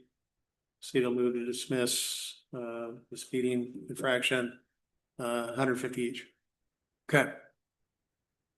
All right. So Mr. Capasol, we'll do that. We'll dismiss the speeding ticket. You're going to find committed the failure to sign, carry, display vehicle registration, and find committed the failure to signal. $150 on each, $300 total. You'll be given a copy of this at the window as well, so you can set up fine payments. And Mr. Capasol, I was kind of looking through this, and I'm looking at your criminal history. How old are you? Okay, you're 22 years old. And you're spending too much on infractions, so driving is costing you a ton of money. But then when you get pulled over, you kind of argued with the cop. At least that's what the allegation was. Let me finish. And all I'm saying is, there's battles that are worth fighting. There's some that aren't. If somebody pulls me over for speeding, I can tell you 2 things I'm not going to do. I'm not going to tell them I'm a lawyer. And 3 things. I'm not going to tell them I'm a judge, and I'm not going to argue with them about it. Right? if I challenge it, I'm gonna challenge it later on through this process. And looking through the police reports, once you started arguing, the cop indicated he may have smelled a little alcohol. You know what I mean? It just started blowing up into all of this that a lot of it maybe could have been avoided. And I just want you to kind of remember that. And it's something I learned at a young age, when I was at a campground with a bunch of my buddies when I was 18 years old, and police officer showed up, or no, park ranger showed up and started giving us some business because there was some beer where we were at this campground. And I chimed up and said, "You can't do anything. You're a park ranger." You know what he did? He called the state patrol and I got a ticket. And I learned at that point, it was like, why did I even say anything? Don't be that guy. It's just, again, you got police doing their job. You seem like a pretty nice kid. And I don't mean to be disrespectful by calling you a kid, but I have children your age, so I can do that a little bit. But, just kind of understand the battles you're fighting, and the arguments you're making. You have the opportunity to argue these situations. Don't do it on the side of the road with an officer who's just trying to, better for worse, thinks that you were speeding. Deal with it at the proper time. Okay? All right. Good luck to you. The stuff will be at the window. All right. Take care. All right. Next matter. Next matter is gonna be Mr. Navarette, Which calendar? 10 o'clock. 10 o'clock. Are we kind of done with the 9:45s? I don't think there's. Okay.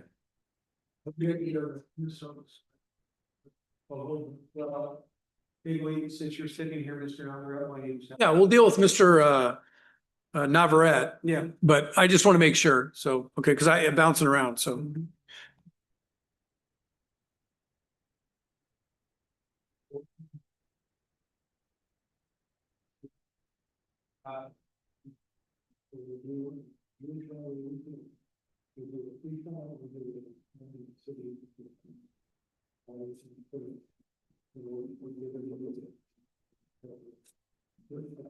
So, I don't know if the committee knows, I just have a question for the city. We're gonna be doing a jury trial, we're gonna set the matter for trial, but we're gonna do also a speedy trial waiver as well. I don't know if the city is able to look through the case notes, if there's any kind of body cam footage. But I just wanted to put in the pretrial order some reasonable deadline by which the city could provide. What's that? A week? Oh, okay. okay. So this is So Sierra Joel Navarette, pronounce that correctly? Cause number 5A03219942, charge of DUI, no valid operating license without ID. And then there's some tracking infractions under 5A03219943, no insurance. What are we doing today? well, just give me 1 second here. Okay. And then the city will need to review the pretrial order in O court, so I'll close that. And let's see. If O courts would work. Okay.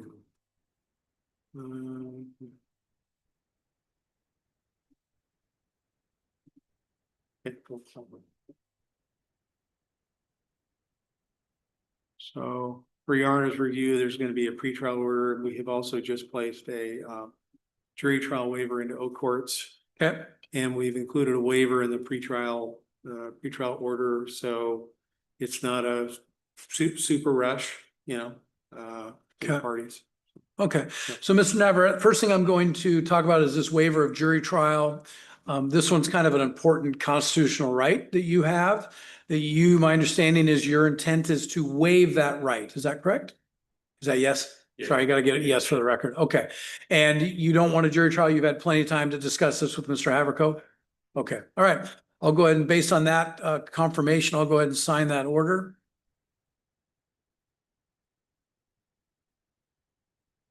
Sign that. And then I'm going to turn to the pretrial conference order, and there's going to be some things in here that we'll chat about. So it sounds to me that the parties are working together, which is great. They're asking to have this matter continued to September 25th, which is the next court hearing this month at 10 a.m. The prosecutor's agreeing to provide any body cam video within 7 days of today's date. This is basically what's called an omnibus order. So there's any custodial statements, 911 tape, all that kind of stuff, okay? Are all those gonna be provided within 7 days as well, or 3 days, or? Okay. All righty. General denial is the affirmative defense. We've got a waiver through through March 11th of 2026, commencement date of December 11th, so we've got some time. That all sound right to Mr. Yeah, Haverko? yeah, sounds good. So, And the city, good? Okay. yeah, so we don't, we could set a trial date and trial confirmation date today, but it doesn't need to be, time is of the essence. It can be. Why don't we wait? Why don't we make sure we get all the discovery? Sure. Yeah, okay. And we'll just do it on Sounds the end good. of the, yeah. Sure. Okay, because then we Sounds good. set dates, Yeah. maybe a resolution gets Sure. reached, so, okay. All righty, I will sign this order as soon as the clerk is done editing.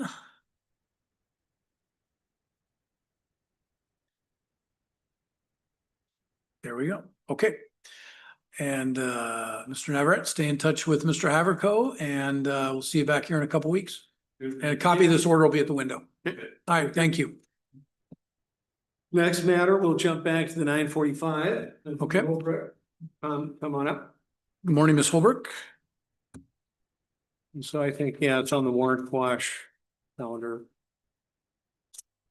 Got it. Okay. You are Julie Holbrook? All right, Ms. Holbrook, this is cause number 580448984, warrant quash 945, theft third charge. Ms. Holbrook is present. Go ahead, and obviously any objection to quashing the warrant? Okay, we'll quash the warrant, number one.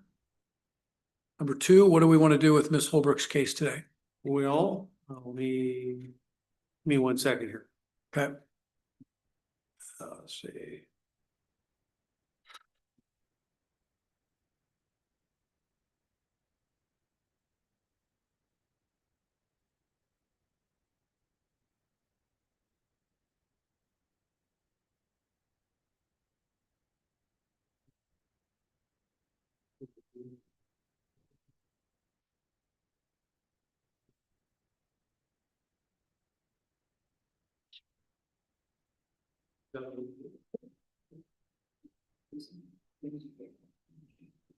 Okay.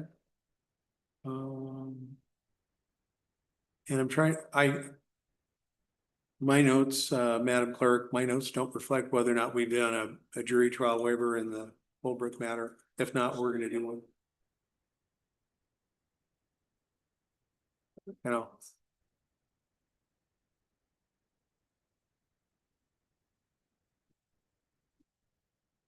Did we already do that?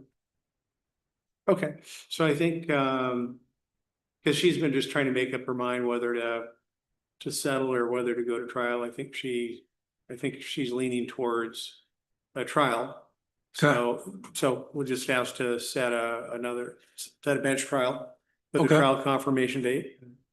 Okay, Yeah. so do a bench trial with trial confirmation. And Ms. Holbrook, I don't, just obviously no more missing court. Yeah. So, okay, Do we need to do a pretrial order, Madam Clerk? Okay, I think we need to do it for the dates. yeah. Yep.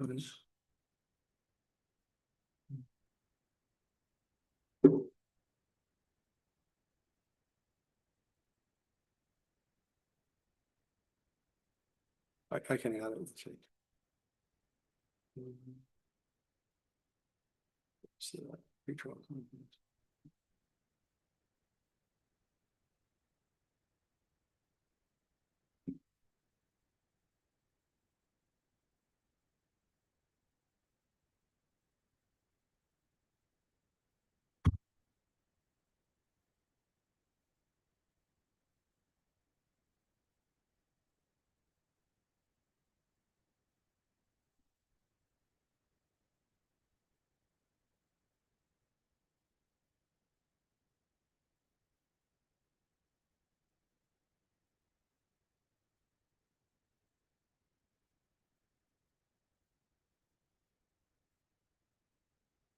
We're gonna submit what's called a pretrial order that just kind of tells what our defense is.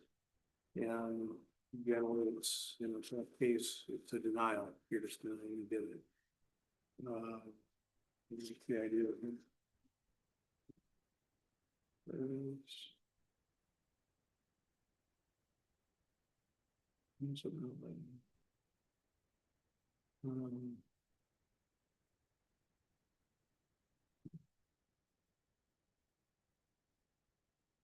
some reason when my, oh. Okay, yes. Please. Breathe. Doing something. It's declaring everything, see, that kind of stuff.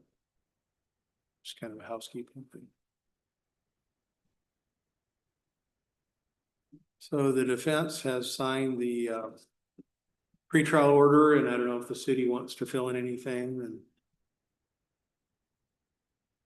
and we'll just pick some dates, I guess.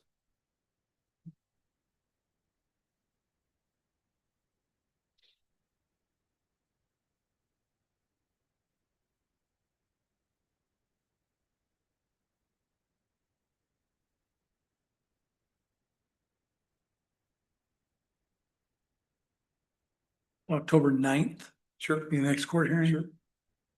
That'll be for readiness. With a, is it it's a bench trial though, right? Right. Oh, yeah, bench trial tentatively scheduled for Yeah. October 23rd. Discovery is complete. There's no statements. 911 tapes may or may not be offered. General denial. Sound about right? Yep. Okay, I'll go ahead and sign this. Absent something from the city, I'll go ahead and sign this. All right, Ms. Holbrook, we'll give you a copy of this at the window and stay in touch with Mr. Haverko. All right. Yes. Yeah.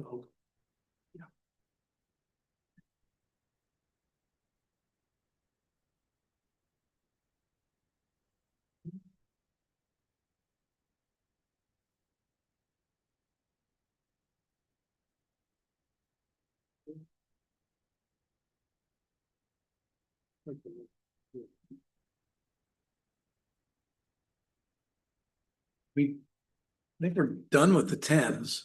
Well, Are we done with 9:45s? Yeah, you're 11 o'clock, right? And 11, well, let's take it, Mr. Boutros. On the, how is it? Brutos? Brutos. Yes. Brutos. Okay. It's free. Okay, gotcha. Hold on, this is on the 11 o'clock calendar? Right. And I believe this is his first appearance. This is from a previous FDA, so commencement date is today, so just would ask to. Well, we could do a waiver. He needs to, let me think here. Okay, so, and the V is a B. Vrutros, okay, Vrutros, okay, sorry, I gotta plug the ear and I can't, try, all right. No, you probably said Vrutros, I probably heard Brutros, so I got it.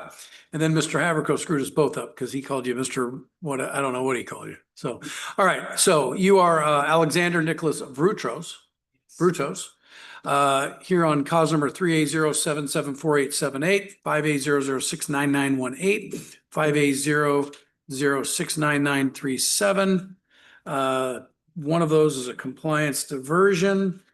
And then 2 pretrials. So Mr. Haverko, what are we doing today on this? I know you What started. I'm gonna do, we not necessarily need it, but I think we're gonna do a speedy trial waiver, and the reason is he needs to get an evaluation completed. Sometimes those, they can take some time, so we're just gonna submit a waiver here in just a second here. Okay.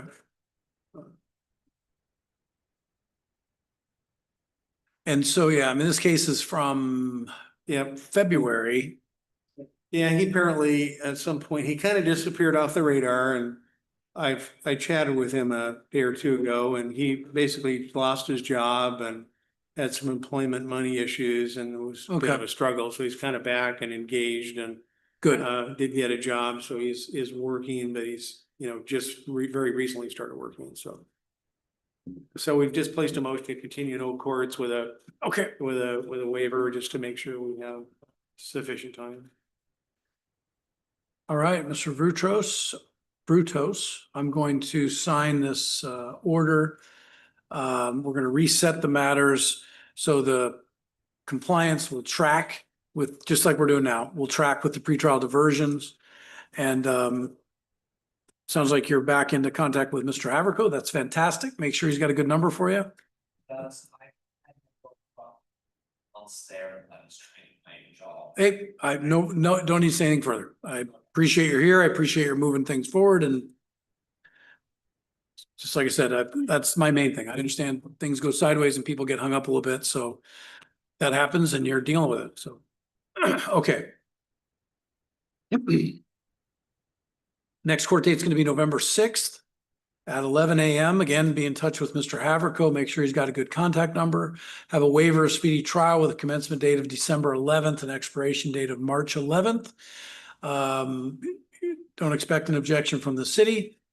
Everything will track. So again, see you back here with the affirmatives. Hopefully you're going to work on between now and November 6th.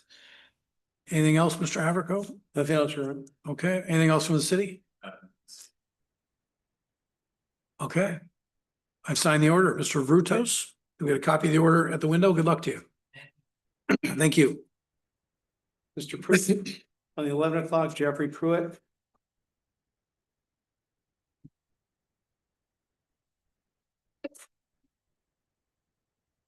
Second. All right, this is Jeffrey Brandon Pruitt. We've placed in Oak It's a pretty lengthy speedy trial waiver, and the reason being is that I think his current suspension is up. I think it was around November 1st. So the strategy is we're just trying to set it until after that to see if he can't, reinstate. And, Okay. So. Any objection from the city? No. Okay. Let me look at something here. So. What?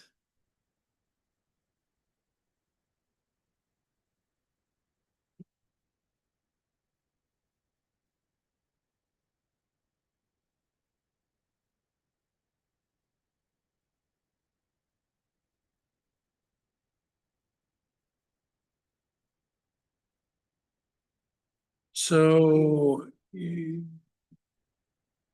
Yeah, eligibility date's November 2nd. November 2nd is your eligibility date. Got it. Okay.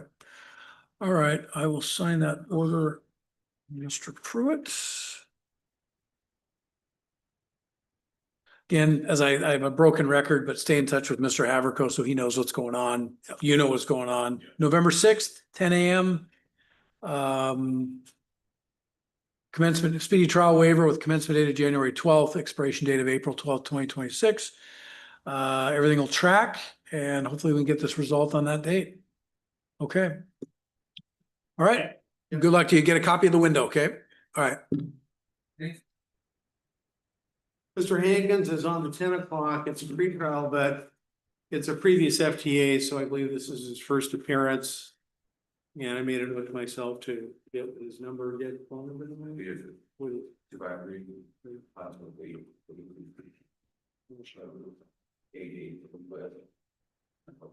And you said this was on the 10 o'clock? Correct. Warrant quash? Well, it's on the Hankins, Antonio? But he posted. Is it Antonio Hankins? Okay. Right. So I don't think I have.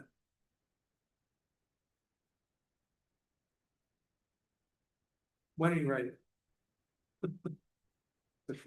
I don't know if I have a,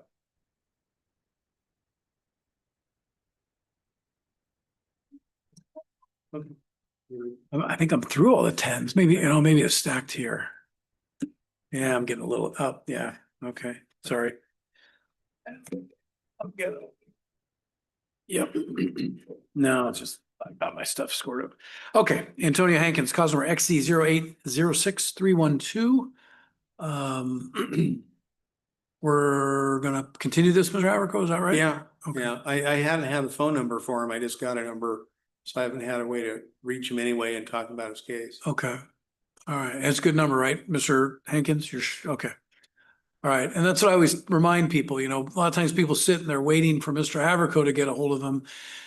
Problem is, a lot of times Mr. Haverco doesn't get a hold of you because he doesn't have a number for you. So if you call the city and said, hey, I got this public defender and the guy's not calling me, do you have a number for him? They'll give you his number. Okay, all right, so, okay.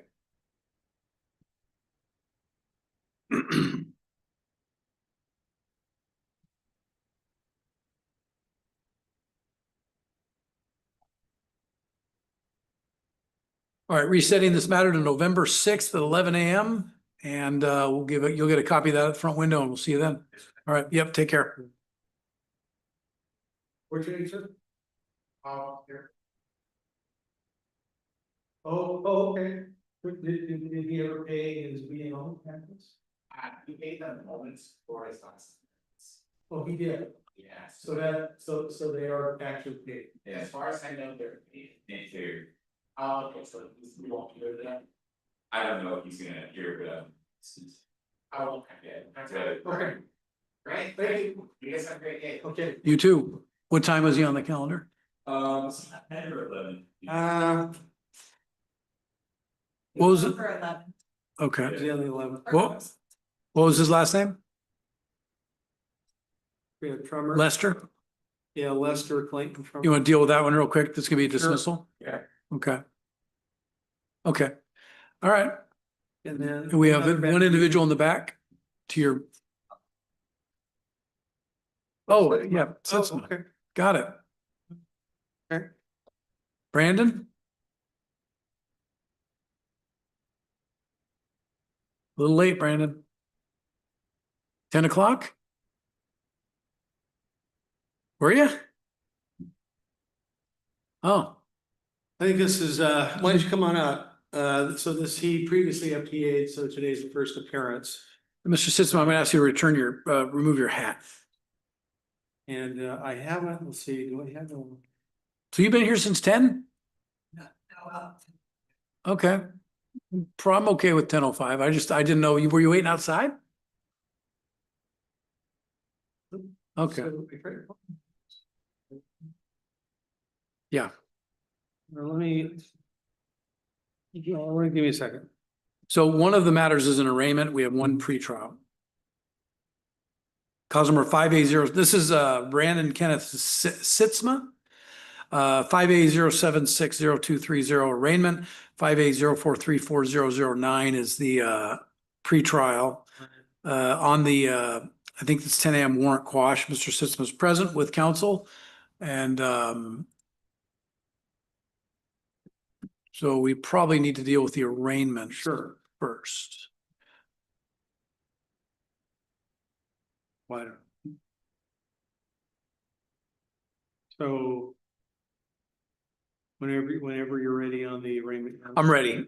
Go ahead. If I'm appointed. You are.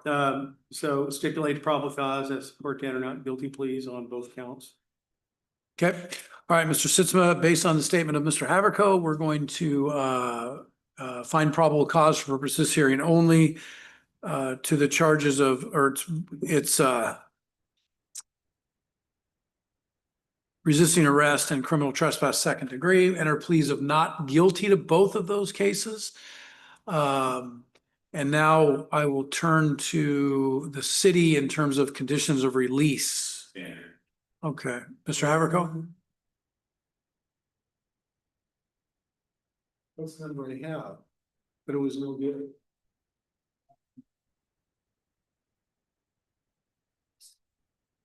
What's that? Which, do you have another number?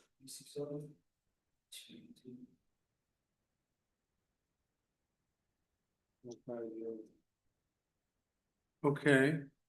He had a number, I called it and it was no good, but he says it should be good, so. We have a secondary number? He gave me a secondary number, it's kind of the same number except with a 01 instead of 00, so hopefully I'll be able to. So Mr. Sitzma, like I said to the other individual, this attorney is appointed to represent you, okay? And so representation is a two-way street. If I was represented by Mr. Ratfield in the matter, I'm gonna help my case by communicating with him. And if Mr. Ratfield doesn't call me for a month and I got court coming up, I'm gonna call Mr. Ratfield and say, Mr. Ratfield, what's going on? a lot of time, Mr. Rapfield might say, well then, hey, Mr. Coker, you didn't give me a right number or whatever, your phone number's not working. However it happened, communication, if you haven't heard from Mr. Haverco, call him, okay? All right, sorry, Mr. Haverco, go ahead. Yeah. So, yeah, I have a number, and so we'll just Okay. be set and hopefully, be able to chat with him in the meantime. Okay, You know. all right, so Mr. Sitzman, I'm gonna follow the recommendation of PR release at this time. I'm gonna tell you though, you have other charges pending in this court. And I'm sure when you were released on those ones, one of the conditions was no, don't commit any criminal law or criminal traffic violations. Now, I'm just telling you, you got a couple charges. You need to be very cognizant of that condition. Because if you come in again, the third, I'll hold you.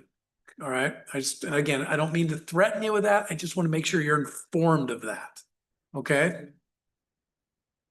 And I couldn't hear a word you just said, so I'm glad, but just let Mr. Haverco hear because I've got a plugged ear. So, okay, so I will sign this order on the Sitzman matter, resetting this matter, all matters to November 6th at 10 a.m. Mr. Haverco's information is on this order as well. Comply with all conditions, no criminal law violations, not to have any contact with the Salmon Run Apartments. Is that going to be an issue? Okay. All right. I will go ahead and sign this order and we'll see you back here. And between now and next court date, you will have had multiple conversations with Mr. Haverco, right? Okay. All right. Copy of the order will be at the window. Yep. Good luck to you.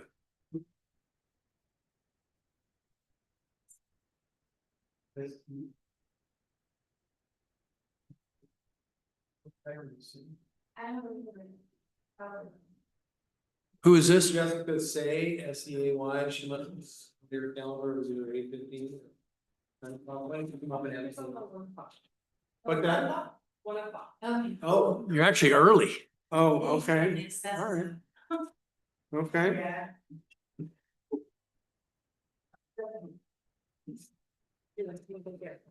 Yeah, if you could. Oh, I see. I mean, might as well deal with it.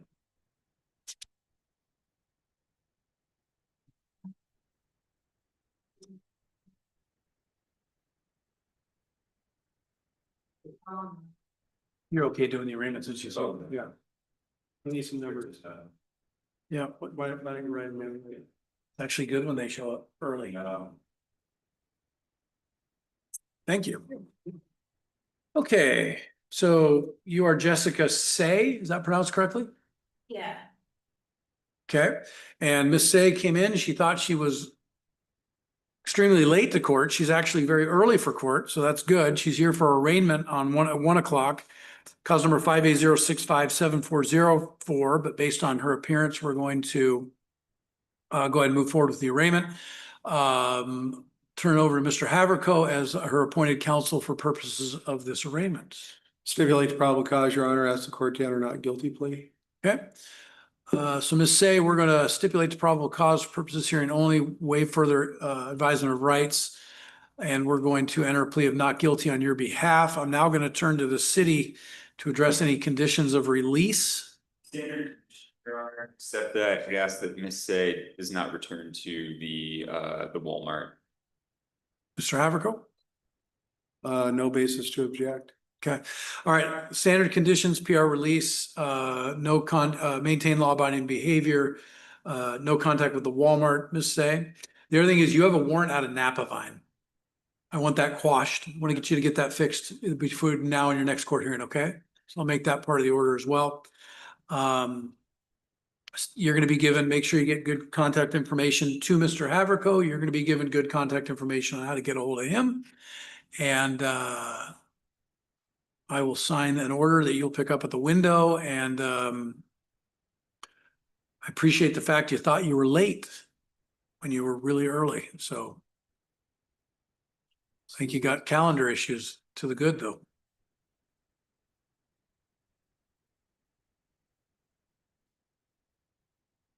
Next court date, November 6th at 11 a.m. Okay, any questions? All right. Yep, let me sign this and a copy will be at the window. Yeah, just get a copy of it. Doing Thank you. You too. it. Oh, I don't know. Yeah, Kind of looked at that or the dog. Are we discussing this individual? Who's We here? are. This is Mr. Menifee. Okay. Yeah. I wasn't sure. Let's see. yeah, give me a minute, Danny.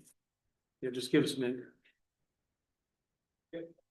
What calendar is Mr. Menifee? It is on the 11 o'clock, number 3, Menifee with an M.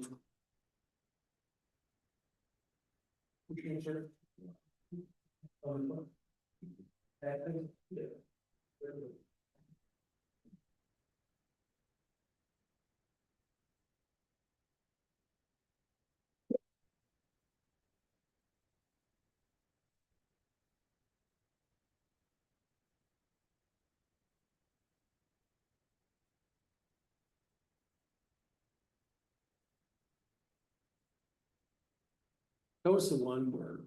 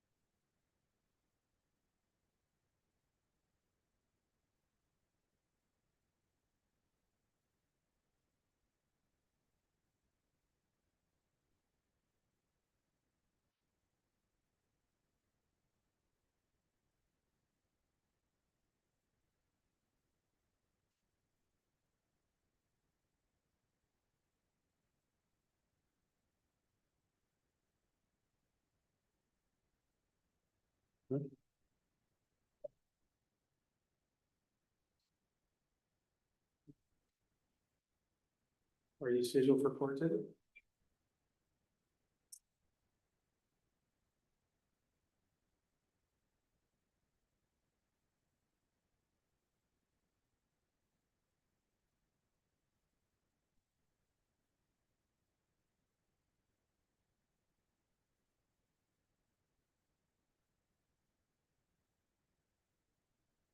Well, I think it's kind of secret.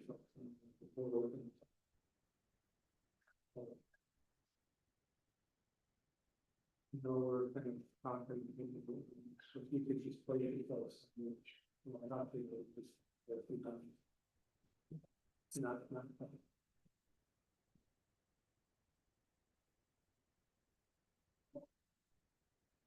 Let's see.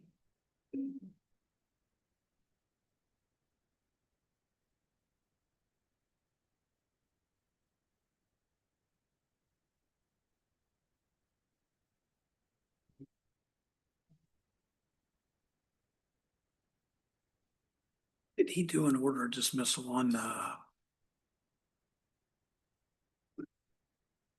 one Trummert?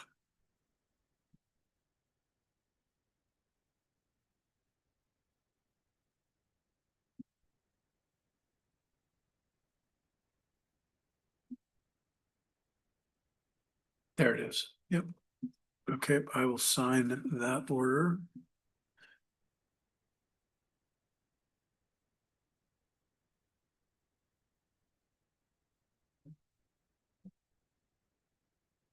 And then I think word on the street is that 12 o'clock is going to be dismissed. So we'll remind him to do one on that.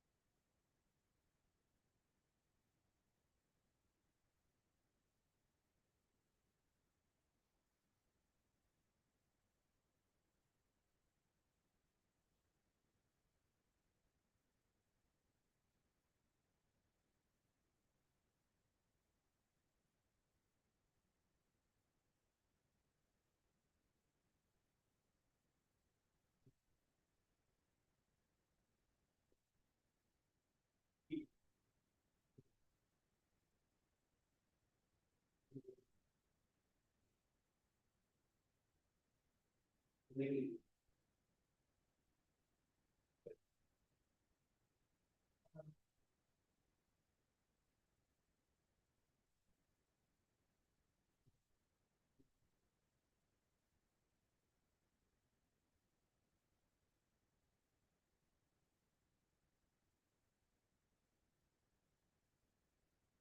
I think it's a matter of just a benefit.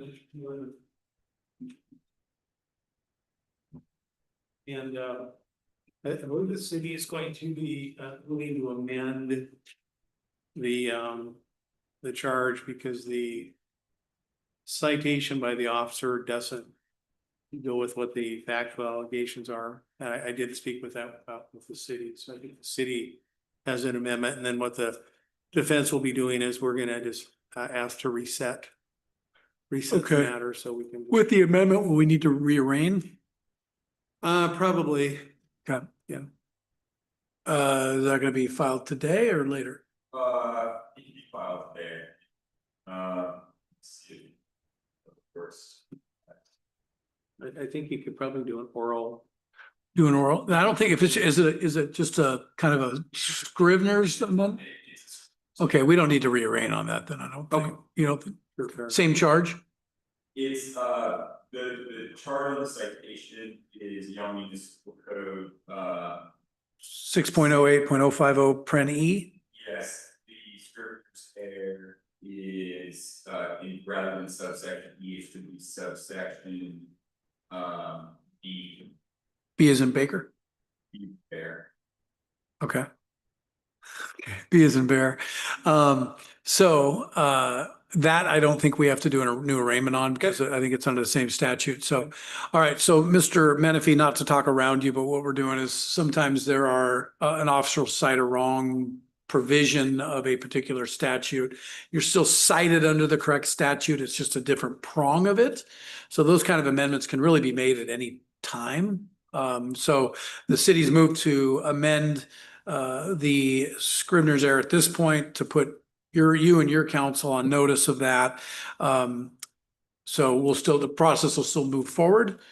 So what are we gonna be doing? Well, just so that with the amendment, I think the defense then needs a little time to just discuss the charge, the facts in light of the amendment. Because We want to reset it then? Yeah, just reset it. Your Okay. defense request reset. Defense, no objection from the city? Okay, want to go second date in October? Sure. How about second date in October? We good with Speedy and everything? Yeah. Okay. Well, and it's also a defense request. Good point. All right, Mr. Menifee, we're going to give you a court date. I think it's October 23rd? October 20th. 23rd. October 23rd is the next court date. What time? 11 a.m. Okay, so be in touch with Mr. Haverco in the interim and I don't think I need to sign that. Yep, so copy will be, or all done, a copy will be at the window. Thanks. Thank you. Okay. Okay. And I signed the dismissal order on Lemmert, B&O tax guy. Tom or whatever, yeah. Okay. And then I think you're gonna do an order on Oaks at 12 o'clock. Yeah. Okay, Are you here for quickly? that was the 12 o'clock bench trial. Oh. There with that. You did, okay. I'll take a look.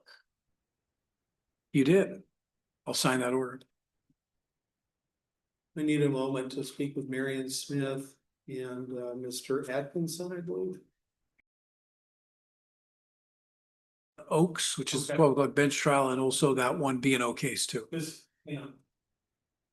Which my objection. Yeah, for objecting to the dismissal. Yeah.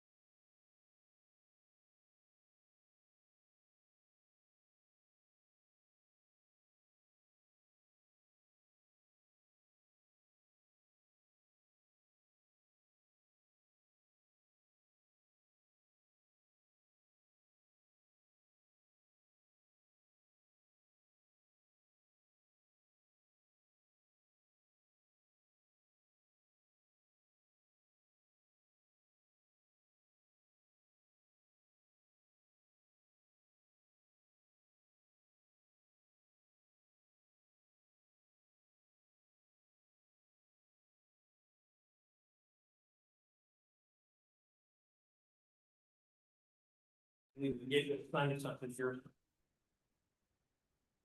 Thank you. Who do we got? This is Valerie Strout. On the 11 o'clock, I'm gonna ask her now to sign a SOC. Oh, wait a second, I gotta plug it in. Forget to do that all the time. Let's go. It's okay. Yeah. There you go. Perfect. So Valerie Strout, matter comes up for a pretrial for a theft charge. Parties reach an agreement, that being a stipulated order of continuance, matter to be continued for 12 months. On the condition of no new criminal law violations, payment of $250 court fee, at the end of which time the city would move to dismiss. All right. You are Valerie Strout. All right, Ms. Strout, this is cause number 5A07000131. On for pretrial present with counsel, charges theft third degree. So did you have enough time to go over the stipulated order of continuance with Mr. Haverco? Yes, Okay, and did you read it through it? Did he answer your questions, that sort of thing? yes. Okay. Do you have any other questions to ask him before we move forward with this? Okay. All right. So a stipulated order of continuance, very briefly, is a contract. You're agreeing to do certain things, which Mr. Haverco set forward. In exchange, the city's agreeing to do certain things. In this particular case, you are going to agree. This matter will be continued for a period of 12 months. During that period of time, you're going to maintain law-abiding behavior, pay a probation fee of $250, no criminal law violations. And if you do that at the end of this agreement and you fully complied, the city would move to dismiss. You understand that? If you don't comply, you're brought back in and then you're held to the terms of the agreement, which typically result in a conviction. Okay, do you understand that?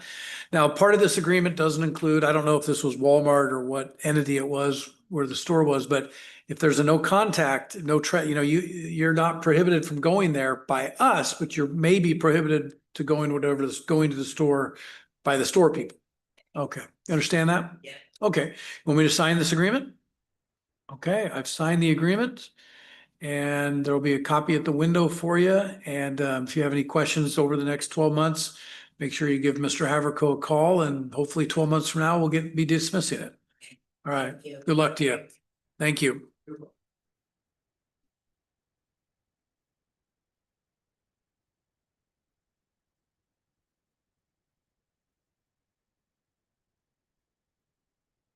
The next call is for Atkinson.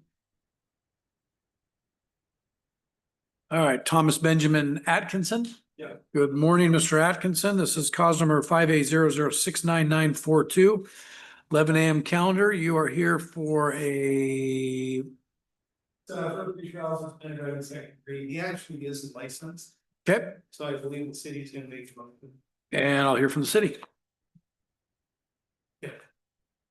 But we assume, I assume assumption there, meant to no valid with ID, we admit to that $50 cost.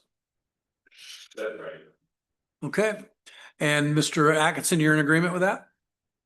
Okay, all right. Let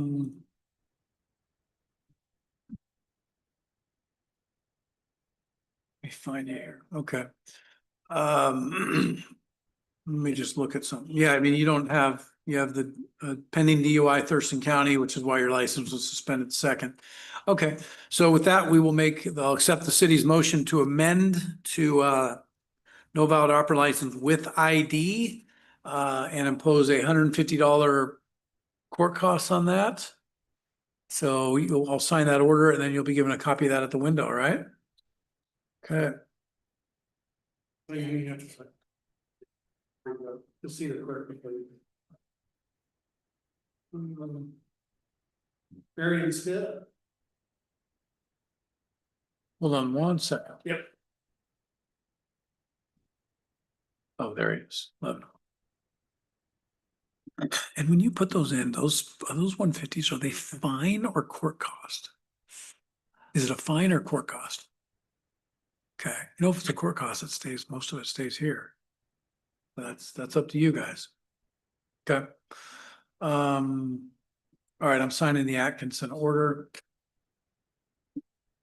And I'm sorry, who do we have here? This is Marion Smith. She's Got it. All right. She's on the 11 o'clock. Yep. Matter comes before the court for a pretrial hearing on a hit and run attended charge.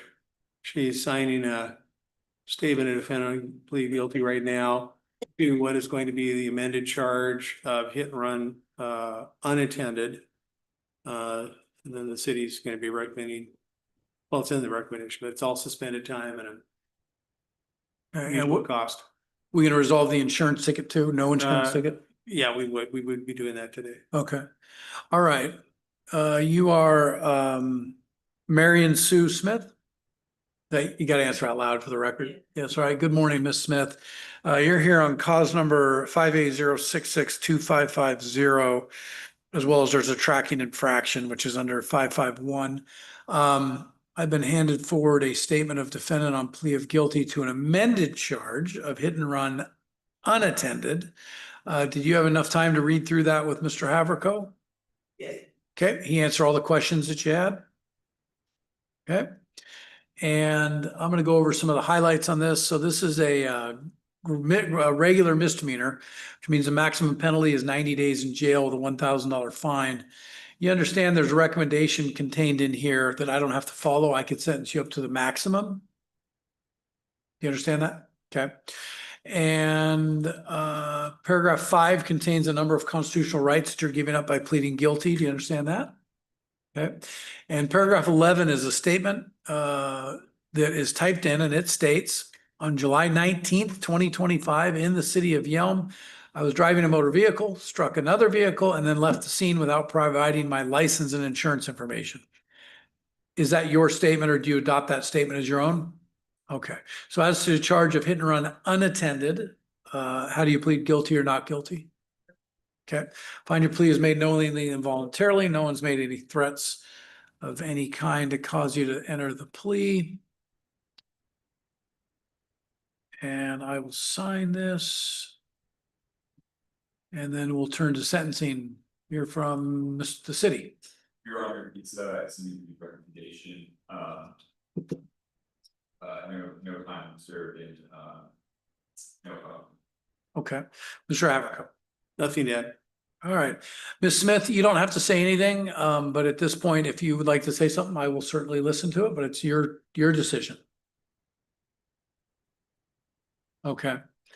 Fair enough. All right. So I'm going to follow the recommendation, find it guilty of hit and run unattended, impose 90 days in jail, suspend all 90 days, impose $1,000 fine, suspend all $1,000 for a period of 12 months. During that period of time, you'll have to pay a $250 probation monitoring fee to the court, maintain law-abiding behavior. Any restitution still involved in this case? It's reserved. Reserving restitution. And what are we doing with the no insurance ticket? I think we're on the insurance ticket. We're just going to admit $150. Okay, so is that correct? So you'll, on the no insurance ticket, do you have insurance now? Yeah. Okay, all right, so we'll find committed on the institute or on the no insurance ticket and impose $150 fine on that. And then I'll sign this order.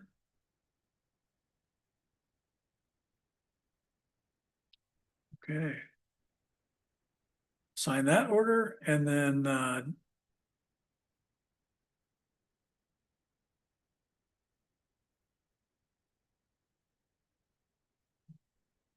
we need to do an infraction on that. Or is it on the judgment sentence? It's on the judgment sentence. Okay, it's already on the judgment sentence. So Ms. Smith, that concludes your matter. Wish you the best of luck. You'll grab a copy of that order at the window and they'll let you set up fine payments, okay? All right, good luck to you.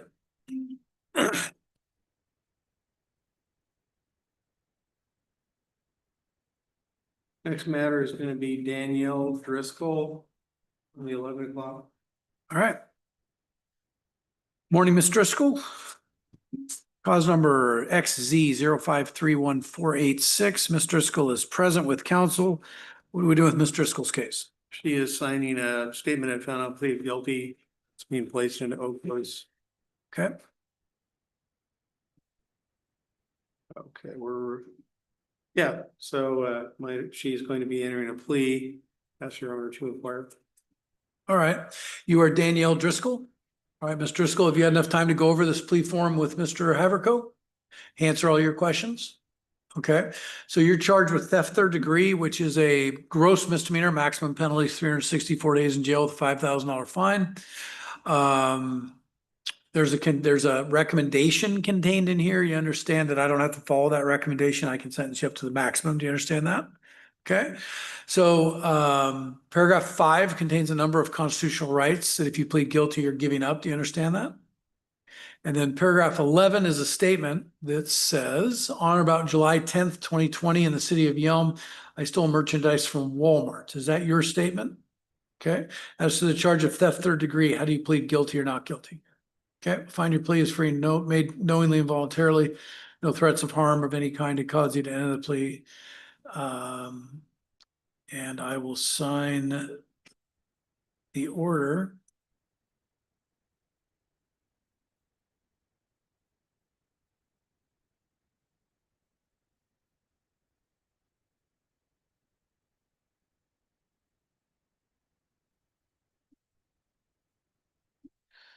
And are we moving forward to sentencing today? We are. Okay.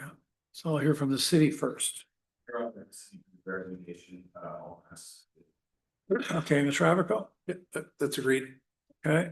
Ms. Smith, you don't have to say anything, but you can, or I'm sorry, Ms. Driscoll, you don't have to say anything but if you'd like to say something before sentencing, you're more than welcome to do that. Okay. All right. Let me find something.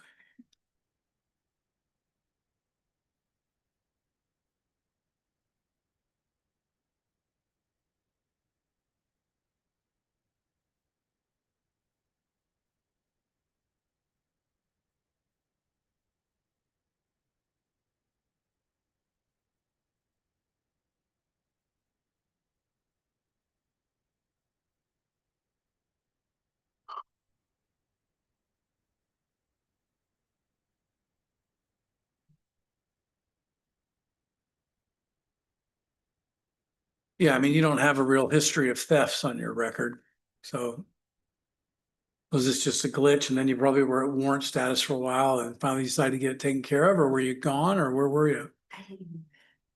Okay, okay. Right, okay. All right, I'm gonna follow the recommendation on post 364 days in jail, suspend all 364, $5,000 fine, suspend all $5,000 for a period of 12 months. Following conditions, you're gonna pay a $250 probation monitoring fee, no criminal law violations, attend all hearings, and I'm not gonna impose the no Walmart provision. That's gonna be between you and Walmart. Okay, any questions? Okay, we'll go ahead and sign this order.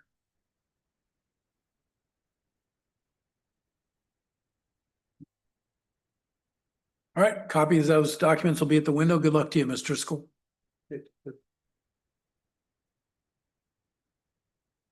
All right. Next matter is going to be Albert Phillips. Got it. Good afternoon, Mr. Phillips. So this matter looks like we have a bench trial set for September 25th. Right? Are we going to stay on that path? We are, yes. Okay. Defense is going to confirm. Yes. Okay, so Mr. Phillips, we're here for confirmation today, and what the purpose of confirmation hearing is to basically confirm everybody wants to proceed with trial. Okay, so you have previously waived jury trial, and so this is set for bench trial in a couple weeks, and so at that time we will handle all that. One thing that came up with the clerk's office is the parties, if you guys have witnesses that need subpoenaed, you know, make sure you let the clerks know. Right. I figured that was the process. Or more likely, if you've got somebody you're gonna have testify, you're just gonna call them and they're gonna show up. But so anything else for the good of the order before we reset this to the 25th? Okay, or leave it set for the 25th? Yeah, leave it set. Okay, all right, Mr. Phillips, and this will be a 12 o'clock bench trial? Yep. Okay, so Mr. Phillips, one thing I'm gonna have you do though is this is set for 12 o'clock on the 25th. of this month. I want you here at 11:30. Yep, I want you here early, okay? So that way we're ready to go, boots running at noon. Okay, all right? Okay, we'll see you then. Thank you. Oh, yeah, Mr. Phillips, and I'll give you a notice at the window, just so really, it's gonna say to be here at 11:30. Appreciate it. Yep, thank you. Okay. 11:20, 11:40, why don't we whip through why don't we do some warrant stuff? Yeah, and is the city, is to do it now, is the city, or is the city gonna dismiss on the? Already. Oh, you already, okay. On which one? Oach, we already did, Okay. already signed it. Okay. All right, so Molly, so we'll go to I think I already took care of the compliance diversion at 8:15. There was a few people that didn't show up. I already issued warrants on those, or Mr. Ratfield and I did. First one is gonna be Molly Kirby. Wait.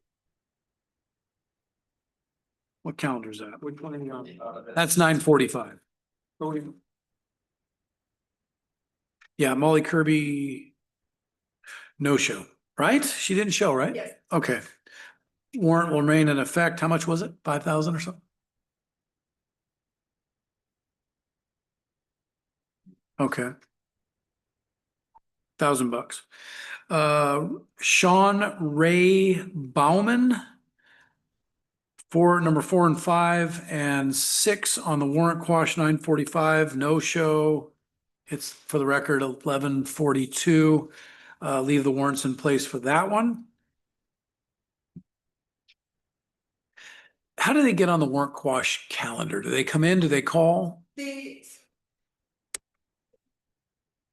Right, and Yeah. if they show up at the counter, we just ask them, so we have updated contact info. Do we charge them a fee for that or anything like that to get on this calendar?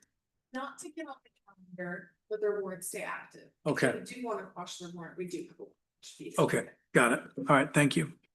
All right, and I think now we're gonna move to the 10 o'clock calendar. Frank Paris Condola? I had a phone number. It has been no good, so I've had no ability to contact him, and I have not heard from him. Okay, See like the issue in 500 each charge? uh, Be 1,000 total. yeah. Okay. 500 each, 1,000 total on Paris Gondola, please. I'm just looking at Mr. Paris Gondola. He doesn't have any other warrant stuff, but he's got a couple cases out of Thurston County. Sheets, Marcus. 7, 8, 9 on the docket, on the 10 o'clock docket. So just for the court's information, I have talked to him recently, and we discussed the fact that and I spoke with the city. This is a case where it's a refusal on the FSTs, it's a refusal on the BAC. And I don't know what the city's gonna do, but the city and I talked about the city might otherwise not, I didn't anticipate them not appearing, that's a different issue, but the city was contemplating in this particular case dismissing without prejudice. Is it a blood draw case? Yeah, it's a blood draw case, and so it's kind of one of those cases, it's up to the city on what kind of case they have without any blood results. City's gonna dismiss the fire charge. Deal with dangerous knives and. Okay. Yeah. So, yeah, I assume the city probably asking for, well, like I said, I don't know why the guy's not here, I did speak with him, within the last week, so I guess. He called the court yesterday too. Let them know. Oh, called to check his dates? So I mean, I guess, on the remaining case of the dangerous knife, I guess. I would ask the court just to note the FTA for speedy trial purposes and reset the notice.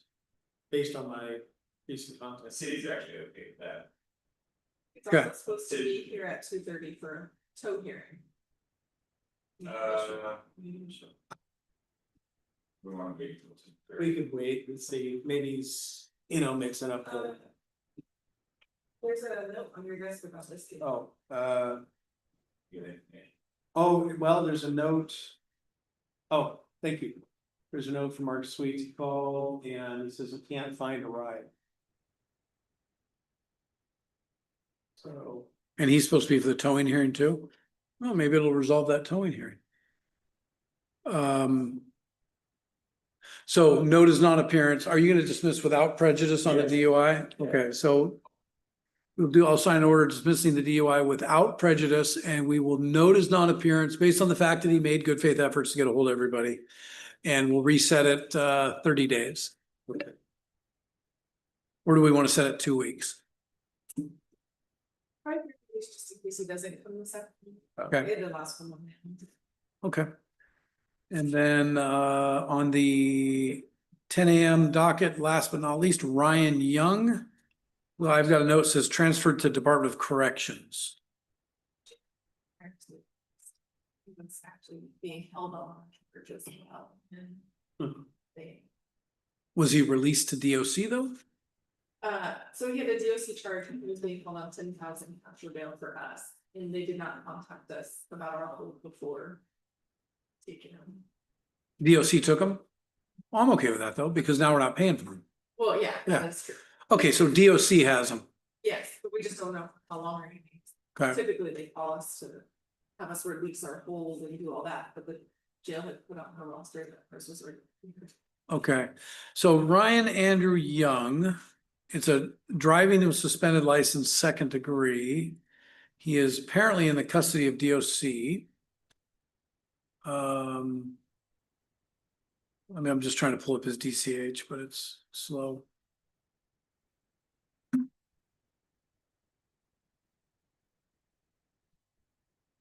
Slow to the point of not working. What would the city like to do with Mr. Young? City's inclined to dismiss. Yeah, okay. City's been dismissed. Without prejudice? Without. Okay. He's got bigger issues to deal with. Yeah. And if he's in DOC, they're gonna ride, oh, there we go. Yeah, if he's in DOC, they're gonna ride him to get his license back. So, okay. All right, we'll dismiss, I'll sign an order dismissing without prejudice on that one. And that's all I've got. Yeah. Oh, yeah, because all the 11 o'clock show. Okay. So Dan, at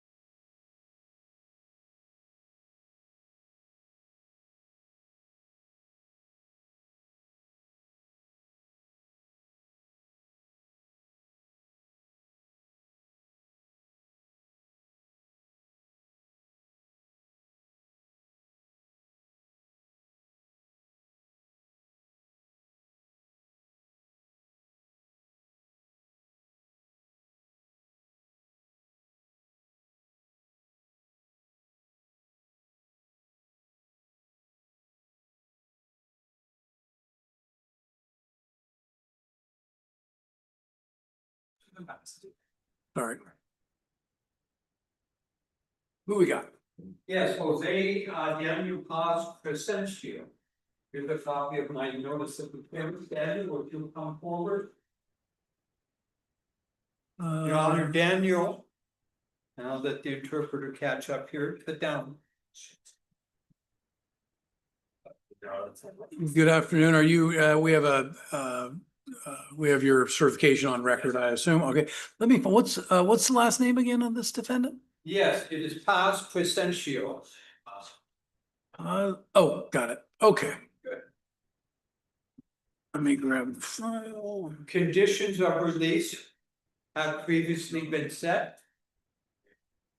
Conditions of release were reviewed with my client again today. All righty. Elements of the offense have been reviewed with my client. His rights have been acknowledged. And we ask that at this arraignment this afternoon, you enter a plea of not guilty. And we set for a pretrial on Thursday, October the 16th at 1 o'clock. Okay.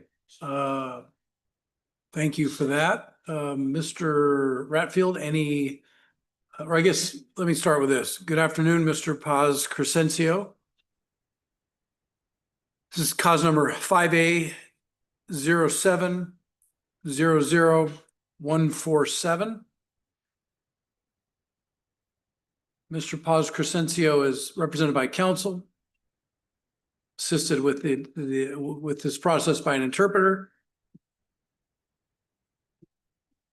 And I'm now going to ask the city if, as to, and we've entered a plea of not guilty. We found probable cause for purposes of this hearing only. And now I'm going to ask the city for its issues regarding release conditions, if there's any changes. There aren't, Your Honor. City's just asking for standard conditions. Okay. With that, he does show a prior, so we'd have to have ignition interlock. Yes, let's have the court explain that to the interpreter so that it would be a proper interpretation. Okay, so because Mr. Paz Crescencio has a prior DUI that was amended to a lesser charge.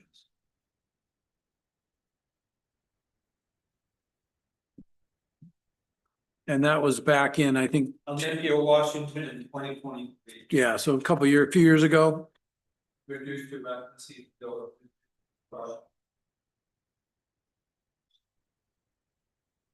As a release condition, the court is required to impose ignition interlock.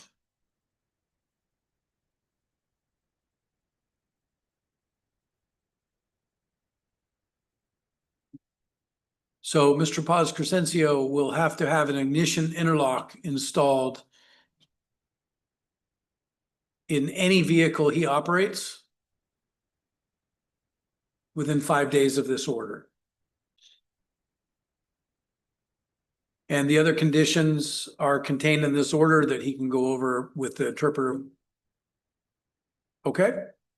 Next court date is going to be October 16th, 1 o'clock. we don't have a court date on that date. Yeah. What day do we have for pretrials? October 23rd or October 20th? October the 23rd, I'll take it. Is October 23rd. October 23rd at 9 a.m.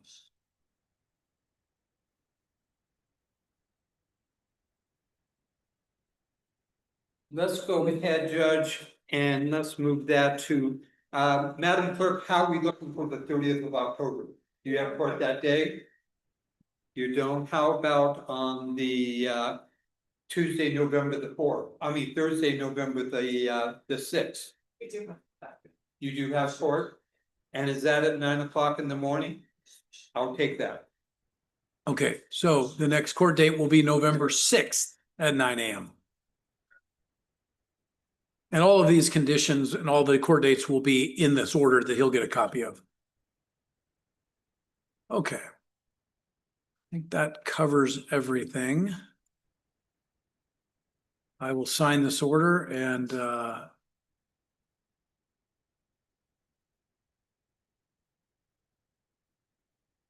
Bromgart, there will be a copy of this order at the window for you and your client. Thank you. guys. Good seeing you. Is that all you have? Your name passed my desk this morning when I found out that you're back on the Centralia team. We are. I know. Yeah. Forward to seeing a team member on Tuesday. It's one day at a time. There we go. Yeah. All right. Thank you, Judge. Yeah, we'll see you later. Thank you. Always a pleasure, Judge Coker. Same. Thank you, counsel.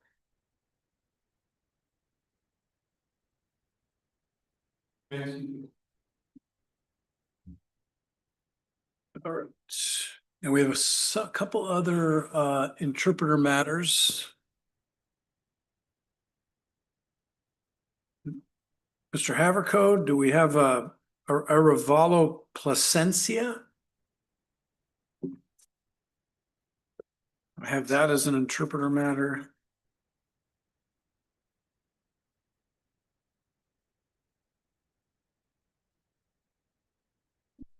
Carrera Marino, Florencio Carrera Marino.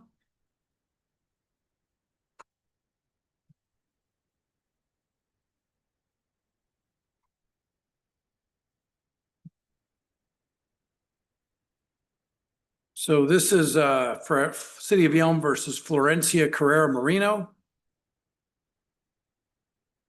Cause number 5A0754694. Which number is it? It's number 5 on the arraignment calendar. So this is a matter where the charge is a driving with license suspended 3rd degree.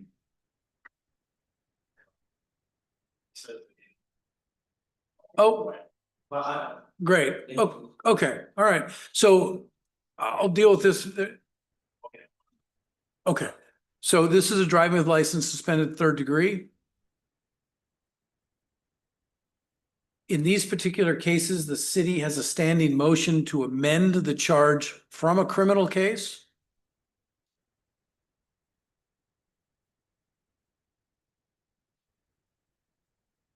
to an infraction of no valid operating license with ID.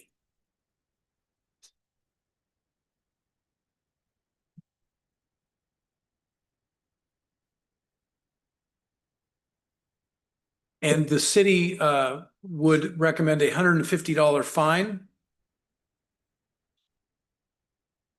And so what we do is we have an order where that gets done, and then that order will be sent. That's what's going to happen. And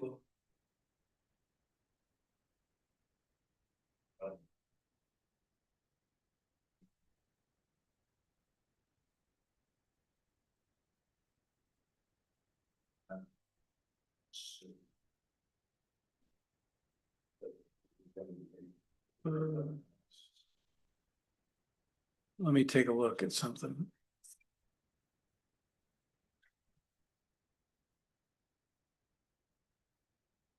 So his license was issued, his license was reissued September 9th, so just a few days ago. He is relicensed. And again, that's not the issue at this point, but the city is amending to an infraction with a proposed $150 fine.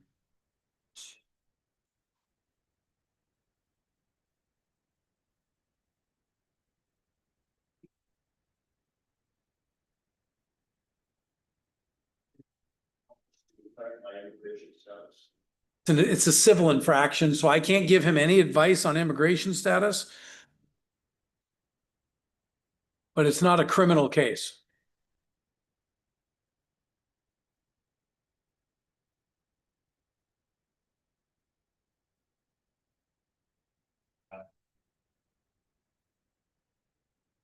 And I can't give him any advice on that. So if you want to go to the front window, they'll have the paperwork and they'll be able to, if you want to pay the $150, you can set that up, or he can contest it later if he so chooses.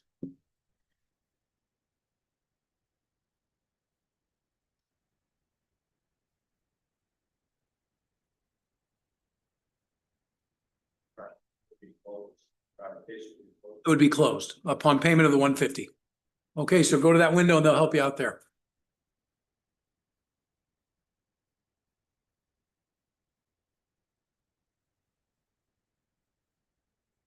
All right. Okay.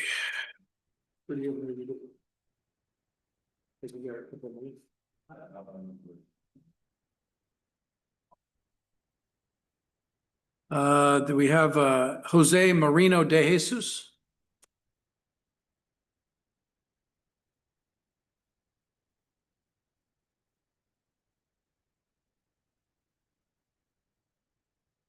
Good afternoon. We're here on City of Yelm versus Jesus Marino de Jesus.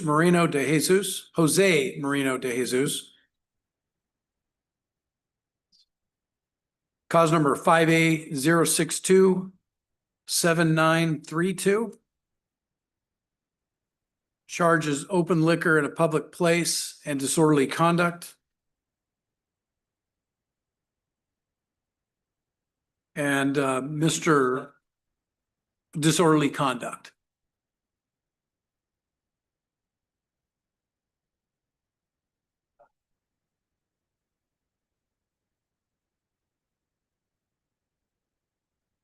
And at this point, I'm going to appoint Mr. Haverco for purposes of this arraignment. Stipulates probable cause, Your Honor. As to court to enter a not guilty plea. Okay. Based on statements of counsel. We're going to waive find probable cause for purposes of this hearing only. And enters a pleas of not guilty to both charges. Now turn to the city for conditions of release. Standard conditions, Your Honor. Okay, standard conditions are a PR release with no law violations. Is there a prohibition? This happened in a public place. Is there any stay away order? I don't think so. Okay. Mr. Haverco?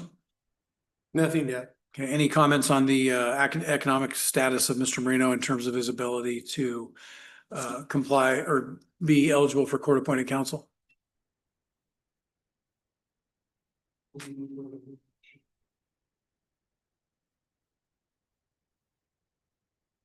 He's not working right now. Okay, find him eligible for court appointed counsel and appoint Mr. Haverco accordingly. So we'll need an out of custody pretrial date, please.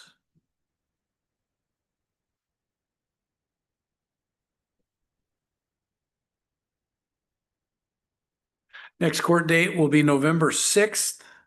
All right, 10 a.m.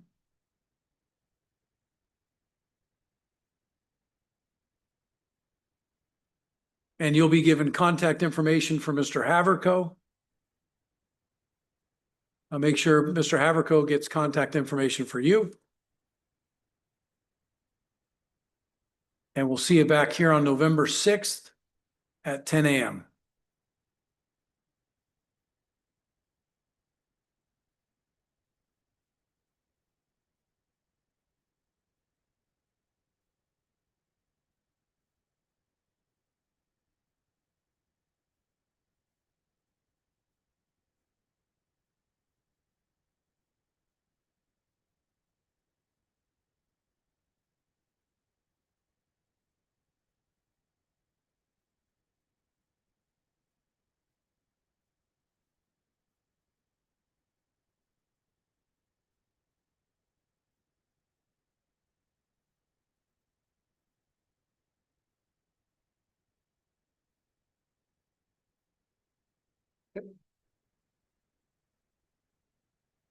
We've signed. Okay, so you can go grab a copy of that order at the window, and we'll see you back here on November 6th.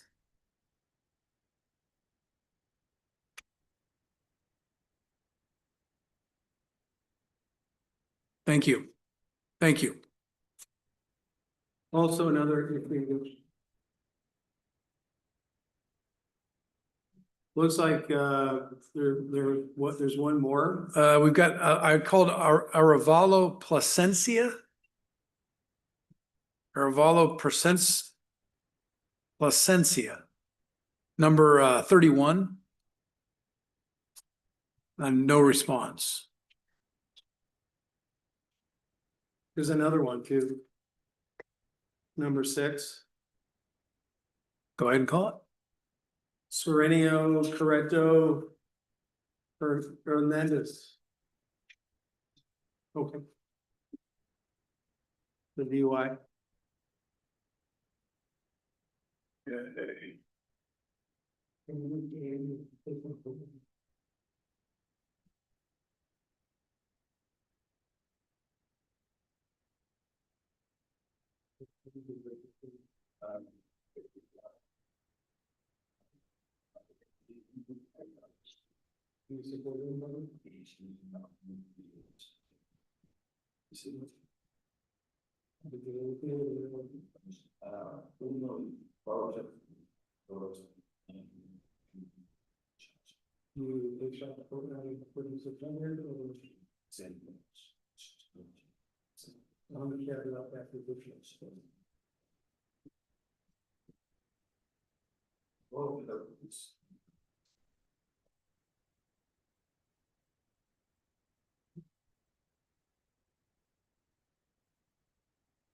So he takes home about 3,600 a month as a cook, and after paying child support, keeps about 3,000 a month. Yeah. Okay. What I can do is I can appoint Mr. Haverco. I'd have this individual contribute $350 to the defense. Based on his income, I would have him contribute $350 to enable him to use the public defender's services.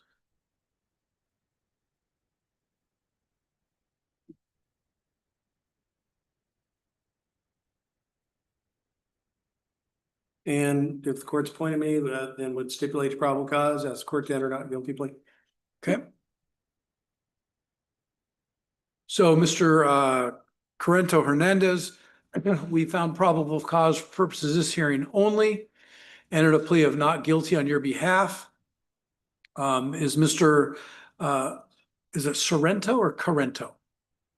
Corrento Hernandez, does he want to accept appointment of a public defender with the understanding he would be contributing $350 to that? Okay, so we'll go ahead and do that. Now I'm going to turn to the city as it relates to conditions of release. I know there's a prior from 2019. Your Honor, the city's just asking for standard conditions. Given the prior. Okay. Mr. Haverco? Nothing to add. Okay. So noting that there is a prior DUI on Mr. Corrento Hernandez's history, we're going to release him on his own recognizance, not to commit any criminal law or criminal traffic violations, not to possess or consume any alcohol or non-prescribed drugs, not to drive without a valid license and insurance. And he's also going to have an ignition interlock installed in any vehicle he operates within the next 5 days.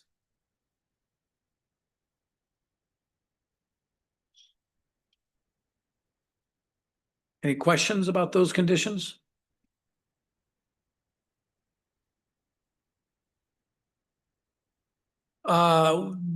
They being the Department of Licensing.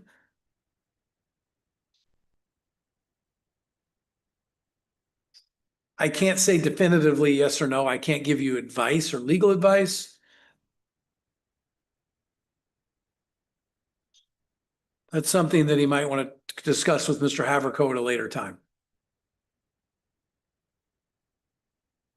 Okay, so we'll need a pretrial date, out of custody, and then with those conditions. Or the standard conditions. Okay, next court date is going to be November 6th at 10 a.m. Okay? Very good.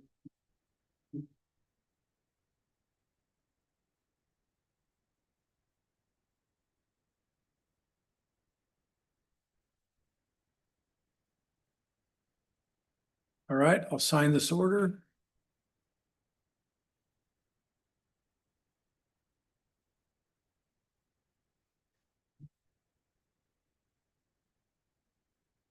Okay, see you back here on November 6th, and a copy of the order will be at the window.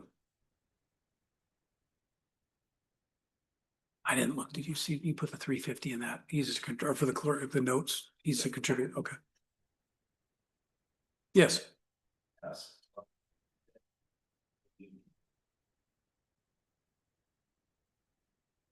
So he needs to have an ignition interlock in any vehicle he drives. He can do an affidavit of not driving, which I again would defer to Mr. Haverco on that. But if he drives a vehicle, he needs an ignition interlock in it until further order of the court.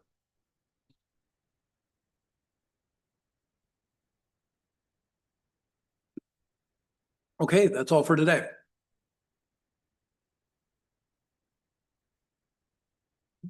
All right. Where was that? I think so too. It was one notion. No.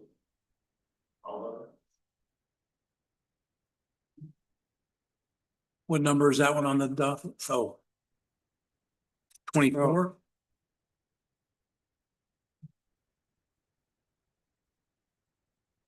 Oh, Franco Manuel Alvarez. No response. Now we're going to amend that one. That'll be one of the ones that'll be amended. So it'll be amended. And then will we send them the, will we be sending a copy of the infraction? What do we do when they don't show? We wait about a month and then we have to the consent. Okay, so it'll be amended. Yeah, Okay. yeah. Okay.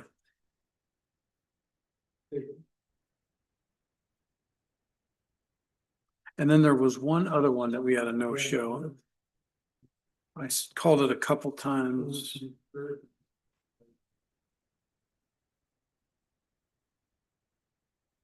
Like Aravalo Placencia. Number 31 on the calendar shows a Spanish interpreter question mark. R/S if FTA.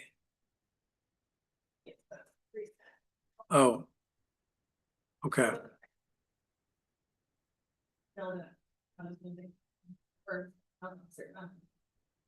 Judge, what's in the wire?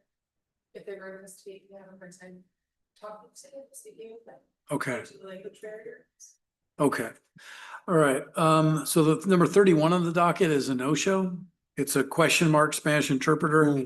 It says reset if FTA. It's 1:30, 1:26, order was given notice to be here at 1. They're not here. I'm going to recommend we FTA them and send notice. And then that way we can let the interpreter go. Any? Makes sense. Okay. And number 30, they didn't show, they weren't here? They did show, we dealt with it. It was represented by Mr. okay. Brumgart. Okay, gotcha. Okay. All right. Mr. Mold, thank you. So on Placencia, we will reset. Yeah. Okay. All righty. Mr. Haverco, do you want to call it or do you want me to call it? Well, usually for the arraignment, Yep. the arraignments, I just defer to you. Okay. Yeah. All right, folks. So first off, we have, all of you should be here for the 1 o'clock calendar for arraignment, meaning you have a new charge. You are ordered to be here today. There are several cases I'm going to ask to come up. And if you can, just kind of come and stand up here to the right. And what these are is anybody charged with a driving with license suspended in the 3rd degree, a no valid operating license without ID, or a failure to renew registration outside beyond 45 days. Those 3 charges in particular are going to be amended from a criminal charge, which they currently are, down to an infraction. Okay, so that paperwork's all been sort of done. I'm going to come forward. I'm going to just tell you all kind of what's going on, and then I'm going to direct you to the window outside where you can pick up the paperwork and decide how you want to resolve it. What the city does is the city will amend from a criminal case to an infraction. They'll recommend $150 fine. That's what will be sitting at the window. If you pay the $150, it's not a criminal case anymore. It's a civil infraction. And you don't have to come back to court. You do have the right to contest the amended charge that is now an infraction. If you contest it, you'll be given another court date at the window, and you'll have to come back on that date and you can challenge the ticket. And we go from there. Okay, so I'm going to go through this real quickly and call some folks out just to get them moving forward. First one would be James Backman. Or James Backman present. Mr. Backman, when I direct you, so you heard my little speech, what I was saying? Okay, so just stand there for a second. I'm going to call a few more here.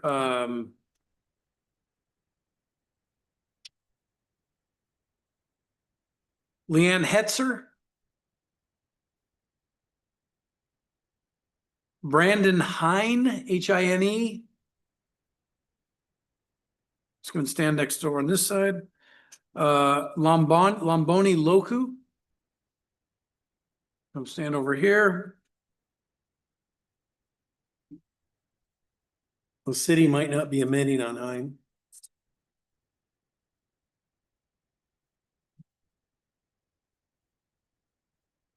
On which one? On Hine. Oh, we talked about that. I think it was 2. Yeah.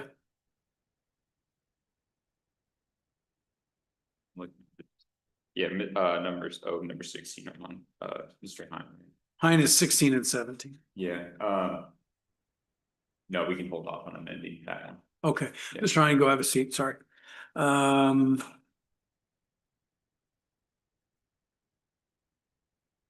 Wesley Morgan.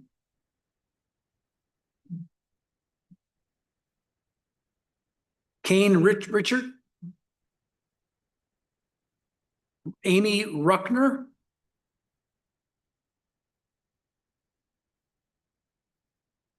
Okay, so you folks are the ones that I've identified. I think if I missed one, we'll get to it. But so basically, you guys are charged with criminal offenses right now that are driving related. The city is moving to amend those to infractions. Okay, so to civil infractions. And the fine amount that the city is proposing is $150. So you have I'm going to send you out to the window to talk to the clerk. She's going to have a copy of an order. And you can either pay the $150 and be done with this case, or you can contest it and come back at a later time and challenge the $150 if you so choose. Okay, but that decision is going to be made at the window. So these are license related issues. My advice is if you don't have a license, get a license and don't drive until you get one, because if you get another one, you're going to be back in here. And then the city, if you get so many of these things, then the city doesn't give you the same deal. Okay, so I'm going to send you 3 folks out to the window, and then the clerk will be able to kind of give you the paperwork and we'll go from there. Okay. Okay, good luck to you. Do I need to sign anything? Or are we good? Okay. All right.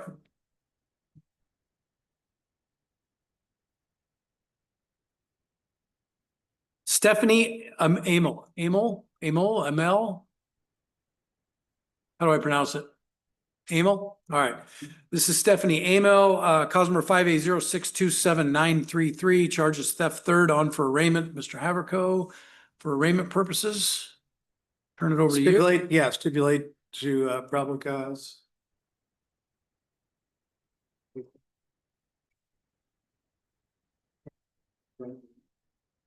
All right, Ms. Amel, based on the statements of your attorney, we're going to find probable cause for purposes of this hearing only, enter a plea of not guilty. I'm going to turn to the city quickly on conditions of release. Any no contact? Yeah, subject property. Oh. Good.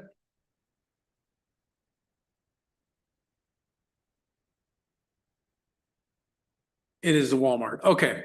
Mr. Averco, did you hear those conditions? Yeah. Any? No objection. Okay. So Ms. Amel, you're going to be released on your own recognizance. You're not to have any and we're gonna appoint and I'll rely on you. If you do have an issue with Right. availability, okay. We're gonna appoint Mr. Haverco as your court-appointed counsel. You're gonna be released on your own recognizance, not to have any criminal law violations. You have no contact with Walmart. Only use and then keep your name and address up to speed. Make all future court dates, stay in touch with Mr. Haverco, make sure Mr. Haverco has good information for you. And we're gonna set this for a new pretrial date of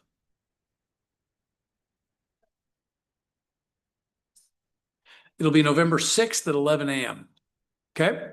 Any questions about that? You'll get a copy at the window outside. Thank you. Before you go.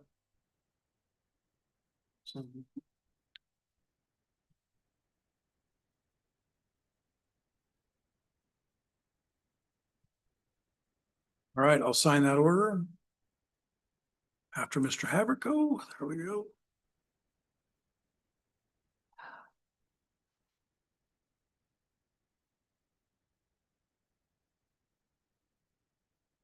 All right, next matter, Jack Atkerson. I'm sorry? Atkerson, have a seat. You are Jack Atkerson Jr. Okay, this is cause number 580692739, charges driving with license suspended, second degree, Mr. Haverco.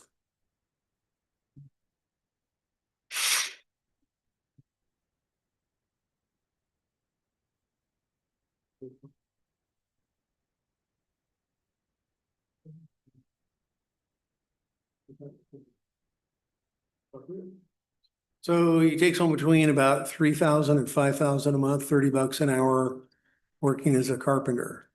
Just got a job. Okay. Any dependents or anything? All right. So Mr. Atkerson, what I'm going to do is I'm going to have Mr. Haverco help you for today's purposes for arraignment. But moving forward, I won't be able to appoint court-appointed counsel, so you're gonna have to hire counsel on your own. Do you understand that? Okay. But I'm appointed as of today. As of just for arraignment purposes. Okay. Go ahead.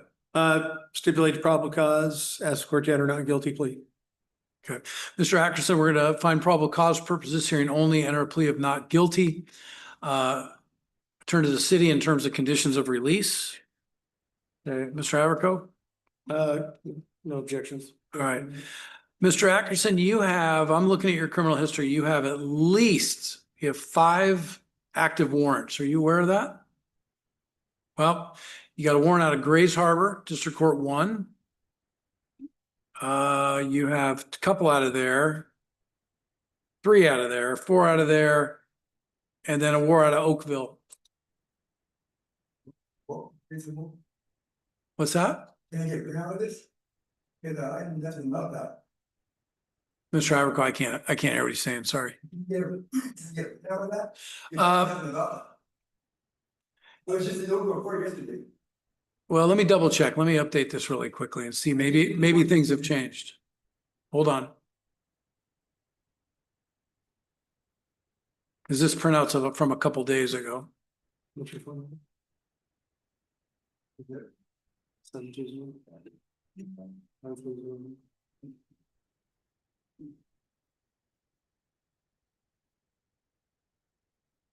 Yeah, I don't know why that is. As of right now, that warrant is still showing active out of Oakville. I'm just telling you what I'm seeing. So you're gonna have to contact the Oakville Municipal Court tomorrow. Grays Harbor, you've got a active warrant out of Grays Harbor District Court 1. You've got a driving suspended license warrant out of Grays Harbor District Court 1. You have another driving offense warrant out of District Court 1, and you have another warrant out of District Court 1 for a DWS 2.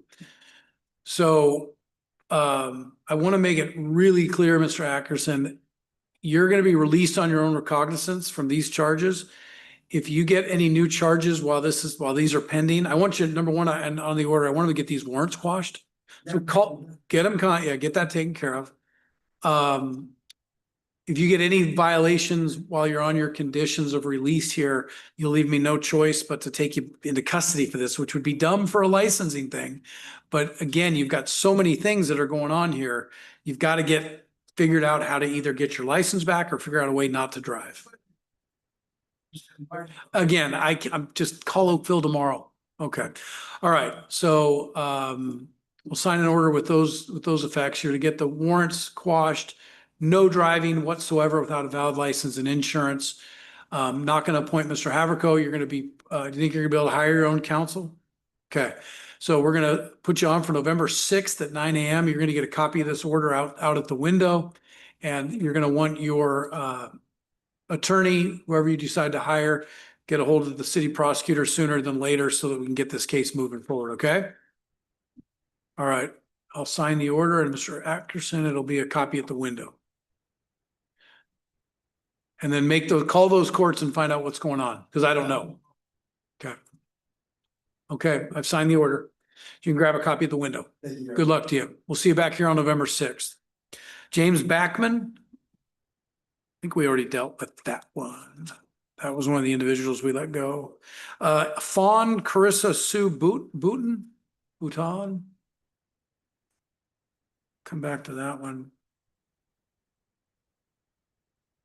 I've got a Dustin Bissett. I don't know what this, I don't see this guy on the calendar, but add on. Okay. Is there a Dustin Bissett? No response.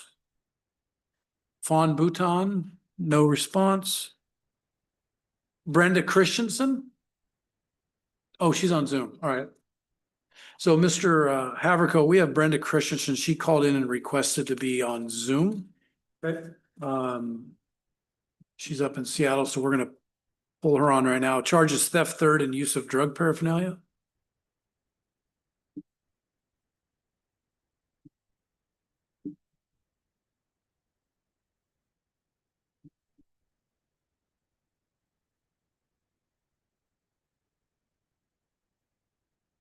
All right, Miss Christensen, can you, or could we unmute her, or does she unmute herself? Ms. Christensen, we brought you into the courtroom for Zoom. Can you unmute yourself and can you turn your camera on? Yes, Your Honor. There you go. Thank you. So you are Brenda Christensen? Yes. All right, Ms. Christensen, you're here for a couple matters. This is cause number 5A04-34014, charge of theft, third, use of drug paraphernalia. You're present via Zoom. We have Mr. Haverco here, who's court-appointed counsel for purposes of arraignment. So what I'm going to do right now is I'm going to turn this over to Mr. Haverco for purposes of the arraignment. Well, just stipulate probable cause, ask the court to enter not guilty, please. Okay. So Ms. Christensen, Mr. Haverco is going to, we're going to find probable cause for purposes of this hearing only and enter pleas of not guilty to both counts. You understand that? Yes, Your Honor. And are you currently employed? No, Your Honor, not at the moment. Okay. And do you live up in Seattle or? No, Your Honor. I live in Yelm. I just have I have a lot of stuff going on with my family, and one of my family members is up in Harborview, I believe is what the hospital is called. Okay. Okay.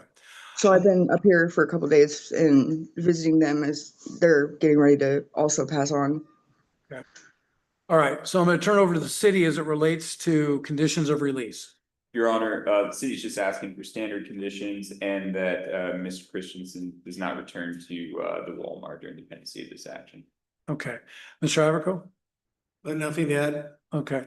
So Ms. Christensen, we're going to release you on your own recognizance under the following conditions: no criminal law violations, stay away from Walmart, you're not to use or possess any drugs, any alcohol or non-prescribed drugs. You're only to use your true name and address if contacted by police or the courts. I'm also going to advise you, you have 3 active warrants that I can see. 2 out of Cowlitz County, 1 out of Chelan County. Does that sound familiar? Lost. Okay. She might have just accidentally logged off. We'll give her a minute to get back on.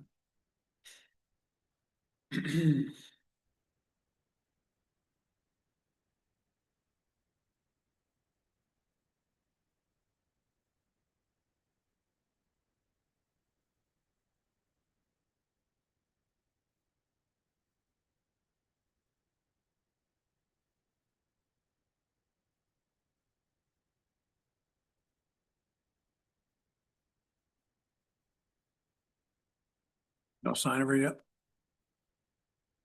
Okay, we'll come back to her. Next matter would be Sarah England. Good afternoon, Miss England. It's cause number 580-557-596. Miss England is present, out of custody, here for arraignment, charge of theft third and a controlled substance knowing possession. Mr. Haverco. He's unemployed. Okay. All right, we'll go and appoint Mr. Haverco for purposes of today as well as the case moving forward. So go ahead. Stipulate probable cause, ask the court to enter not guilty, please. Okay. Ms. England, we're going to find probable cause for purposes of this hearing only to both counts. Enter pleas of not guilty to both counts. And now I'm going to turn over to the city to discuss conditions of release. Your Honor, city's just asking for standard conditions and that Miss England does not return to the Walmart during the pendency of this action. Okay. Any objection, Mr. Haverco? No, Your Honor. All right, Miss England, you're not to commit any criminal law, criminal traffic violations. You're not to go onto the premises of Walmart. Do you understand that? And don't commit any criminal law, criminal traffic violations like we discussed. Stay in touch with Mr. Haverco. You're going to be given good information to contact him. I want you to give him good information to contact you. And we're going to give you another court date of November 6th, 2025 at 11 a.m. Okay. Any questions about those conditions? Okay, I'll go ahead and sign the order. Go ahead and sign. There you go. There you go. I'll let Mr. Haverco sign it first.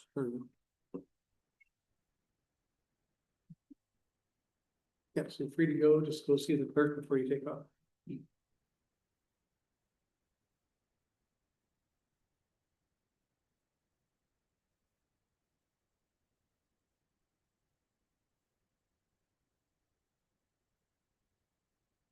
Okay, sign that order. Next case is Lindsay Evans. No response. Any sign of Miss Christensen back on the. Okay. Alexandra Geiger. She back on? All right, let's bring her back in. There she is. All right, Miss Christensen, let's try this again. I'm sorry. I apologize. All right, so what I was trying to just let you know is you have several warrants that are out in various jurisdictions that as part of my conditions of release, I'm going to have you, one of those things, you got to get them taken care of. Okay? Can I speak? Sure. So the thing with, I believe it's the Douglas County and the Chelan County ones is they want me there in person for the trial, and I don't have transportation to get there. I've been trying to figure that out. It's very hard, you know what I mean? Like I don't have, there's not a bus that goes there except for Greyhound. I don't have funding to pay for the Greyhound ticket. Well, what I'm going to do is I'm something out over the next 30 days. 30 days. Say that again. I want you to do what you can. Figured out over the next, I guess, 25. So okay. Don't get them. I just want you to be able to come in and explain what you've tried to do to get them resolved. Okay. Do we have a phone number, Ms. Christensen? Ms. Christensen, can we get a good phone number for you? Yes. What's my phone? It is, I just got this new phone, so, it is, 253-349. Hold on. I'm getting the last four.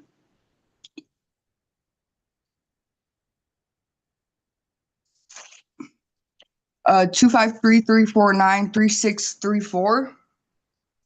You get that, Mr. Haverco? Yep. Okay, thank you. All right, so Ms. Christensen, you're going to be, we'll email you a copy. Do we have a good email for her to send her a copy of this? Okay, we're going to email you a copy of this order. Your next court date is going to be November 6th at 11 a.m. Okay? Not to Walmart, maintain law-abiding behavior, stay in touch with Mr. Haverco, okay? Yes, Your Honor, will do. Do what you can to get those warrants quashed as well. Hey, quick question. Is it possible to get like a, my mom said something about maybe possibly getting a global resolution? That, I'll defer to give Mr. Haverco to talk about that. Okay. All right, that's all for today. Look in your email for a copy of this order. All right. Thank you, Your Honor. Bye-bye. Lindsay Evans. Alexandra Geiger. Deontay Goodwin.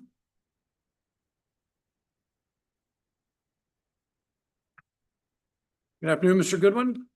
You're here on a couple matters, 5A0728-325, and there's also a tracking infraction charges DUI. Mr. Haverco.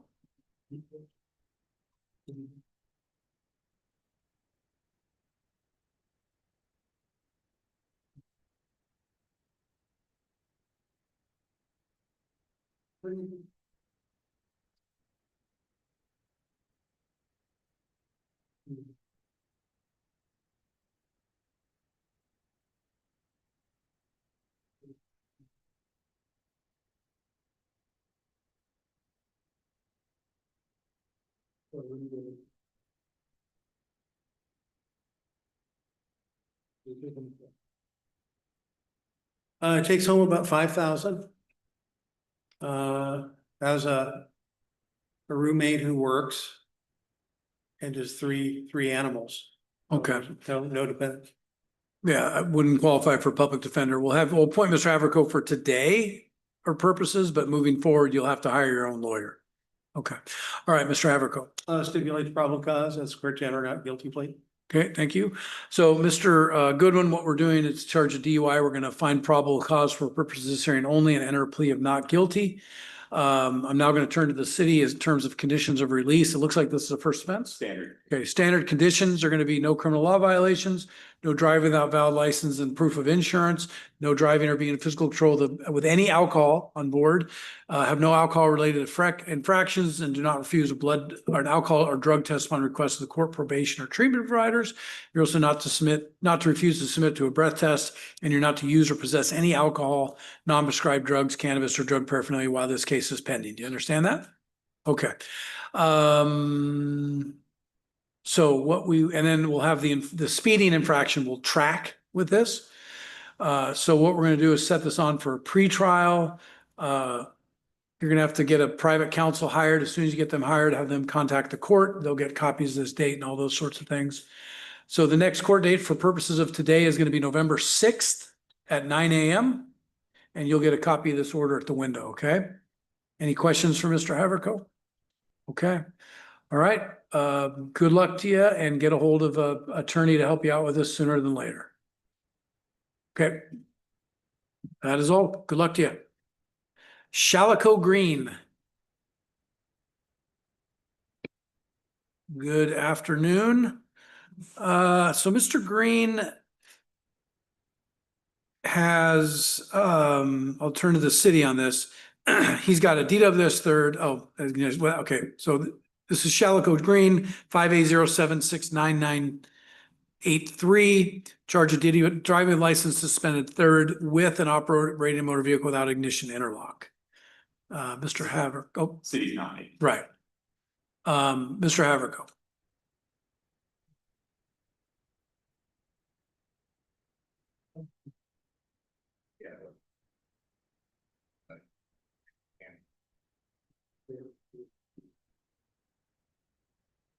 Not working right now, Your Honor.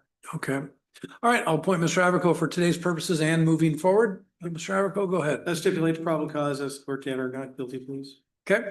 Mr. Green, we're going to enter find probable causes to both counts of the criminal cases. Enter pleas of not guilty on your behalf. As stated previously, I'm going to appoint Mr. Haverco as your attorney of record. Standard conditions, Mr. Ratfield? Standard. All right. Those are appear timely at all court hearings, no criminal law violations, keep your address and name up to speed with the court and DOL. Don't drive without valid license and proof of liability insurance. You're also not to drive without ignition interlock as ordered by Department of Licensing. Do you understand that? Okay. So we will need an out of custody. We'll have there's three, I think 2 or 3 infractions that are going to track along with this. So we're going to give you an out of custody court date of November 6th at 11 a.m. Any questions for Mr. Haverko?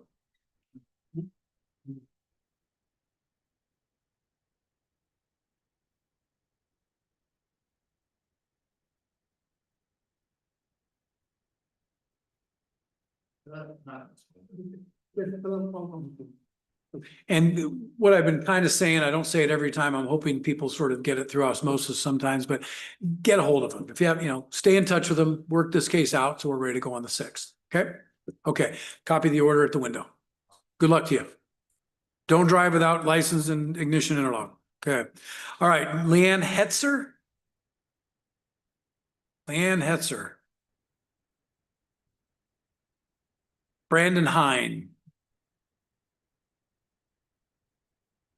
Good afternoon, Mr. Hine. Cause number on for arraignment 5A0557594, 5A0692758.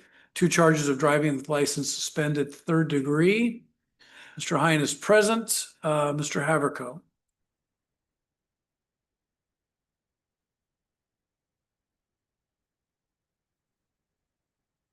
When he's working, he's a mechanic, but he's in between jobs right now, so he's not currently working. Okay. All right, Mr. Hine, I'm going to appoint Mr. Haverko for Stipulates probable cause on both matters, as court can or not guilty, please. all right. Gonna find probable causes of both matters and enter pleas of not guilty. Turn to the city in terms of conditions of release. Standard condition. Okay, so Mr. Hine, the reason you didn't get the benefit of the deal earlier is because you have 2 pending DWS thirds. So it's pretty important that you don't drive unless you get your license back. Maybe you already have it back. Let me look something up real quickly here.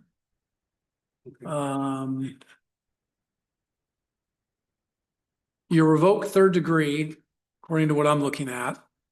Looks like you've got SR 22.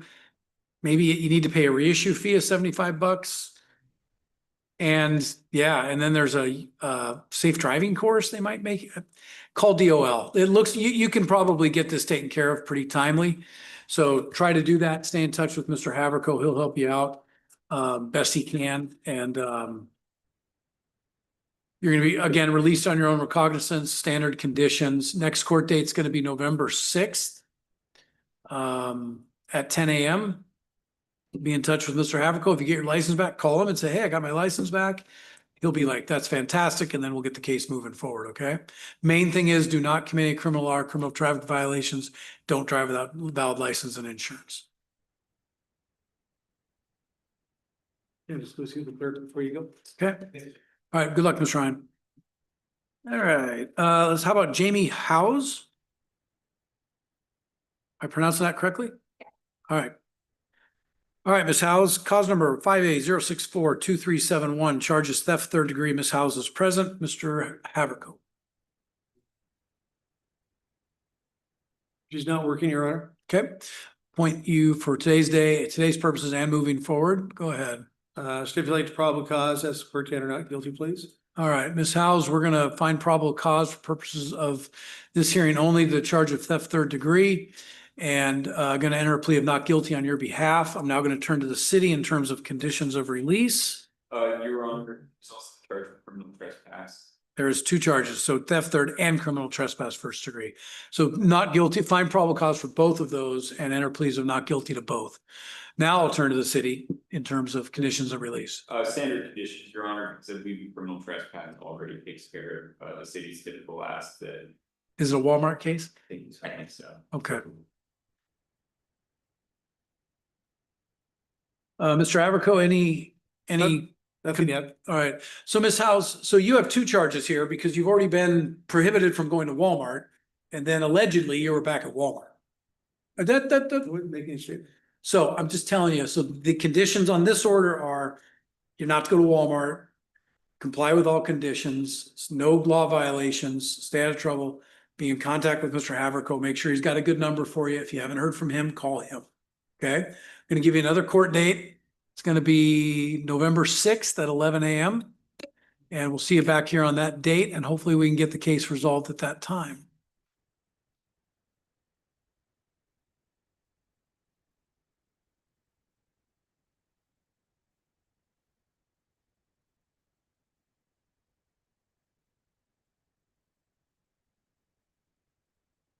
Yeah, just go see the clerk before you go. She'll give you a copy of your paper too. While the phone. Yeah. And I've signed that order. All right, next one is Wyatt Ingram. No response. Casey Little. All right, good afternoon, Mr. Little. It's cause number 580750842. Mr. Little is present. Mr. Haverco is by his side. Mr. Haverco.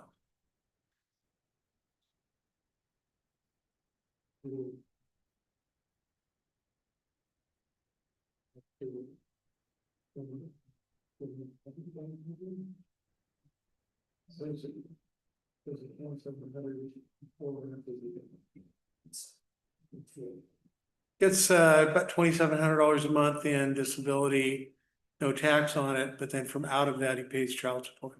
Okay. All right. Based on that, I'll find you eligible for court-appointed counsel. Mr. Haverco. Stipulated probable cause, that's the court not guilty, please. Okay. All right, Mr. Little, going to find probable cause of 4 counts: disorderly conduct remaining after closing time prohibited, dangerous knife, and displaying a weapon. Going to find probable cause for purposes of this hearing only for those. Enter plea of not guilty to each. And I'll turn to the city in terms of conditions of release. Your Honor, city's just asking for standard conditions. And that Mr. Little, not return to, the bar known as Tommy's Tavern for the pendency of this action. Tommy's? Tommy's. Tommy's, okay. Mr. Haverco, any concerns about those conditions? No. Okay. All right. So, Mr. Little, I'll follow those conditions. You're to appear at all court hearings, not to have any criminal law violations.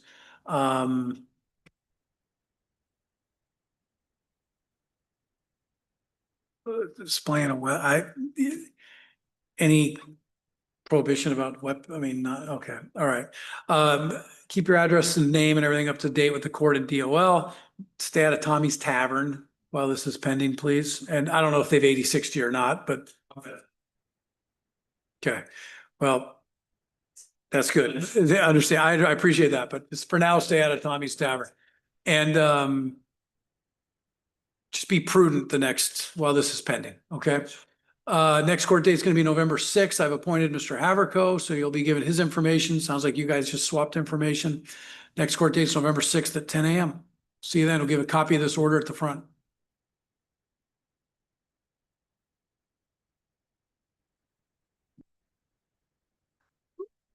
We already dealt with the Lombardi. Taylor Lawrenson. Good afternoon, Mr. Lawrenson. This is cause number 580750843. Charge of theft, 3rd degree. Mr. Lawrenson is present. Mr. Haverco. He's unemployed, Your Honor. Okay. I'll appoint Mr. Haverco for today's purposes and moving forward. Go ahead, Mr. Haverco. Stipulated probable cause as the court not guilty plea. Okay. Let me just get into the file. All right, Mr. Lawrence, we're going to find probable cause for purposes of this hearing only as to the charge of theft, 3rd degree. Enter a plea of not guilty on your behalf. I'm now going to turn to the city in terms of conditions of release. Your Honor, standard conditions, and having trouble pulling up the order. Just want to confirm the location of the pledge. It's at the Safeway. Yeah, Subway on Yelm Avenue. Yeah. Okay. City's asking that Mr. Lawrence not return to the Safeway on Yelm Ave. Okay. Mr. Haverco, any concerns with that? No objection. Okay. All right. Mr. Lawrenson going to be released on the following conditions. Don't commit a criminal law or criminal traffic violation. Stay out of the Safeway while this is pending. Again, they may have 80/60 anyways. Keep your address and everything up to speed with the court. Only use your true and legal name. Appear at all court hearings. You're gonna be given information from Mr. Haverco. He'll be giving information for you. You guys be in contact with each other. And we'll see you back here on November 6th at 11 a.m. Okay? All right, I'll sign this order and you'll grab a copy at the window. There you go.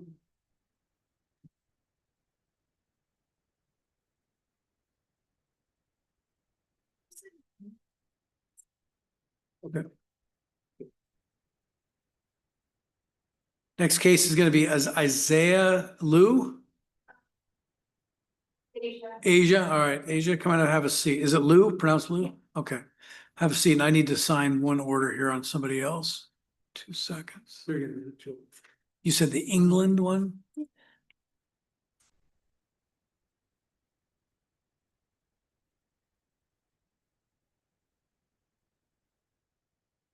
Well, it's a suspended third, right? So, Oh, it is, okay, Yeah. hold on 1 second. and you were here at the beginning of the court when they had some folks line up. Oh, Yeah, Okay. I think the city would likely be amending on this one. yeah, sorry about that, I missed you. My highlighter pen went out, so I didn't see that it was highlighted. So Miss Lou, you are charged with driving license suspended 3rd degree, and what the city does under these circumstances is obviously we encourage you to get your license back, but the city amends this to an infraction and imposes a $150 fine, which would resolve it today. Now, do you know your license is suspended? I think a payment plan of years back or so. From an accident or something? No Yeah, insurance? and then got a debit card, because doing transactions for that, but they kind of just never called back to switch the card. And then Well, it looks like you just have to pay a $75 reissue fee. I think so, but double check with DOL. the deal and to figure out what was holding the suspension, and so I just started a payment plan with them. Okay. And then, yeah. Okay. All right, we'll get that taken care of. A copy of this order or a copy of the order will be at the window. You can set up arrangements to pay the $150, and then main thing is just get your license back. It looks to me, there's a reissue fee of $75 for DOL, and then there's a UTC requirement. Unresolved traffic citation. Okay, yeah, I can call that. It's, No, I made a call a few days ago before coming in just to address everything, so. Right, that just says it's not clear yet. Yeah. Like, okay. And- well, you've got Pierce County, and I'm showing Lacey Violations Bureau, 2 out of Lacey. Okay. Okay, well, sounds like you need to know what you need to do. So just get that taken care of and don't drive until you do. All right, and then the copy of the order will be at the window. All right,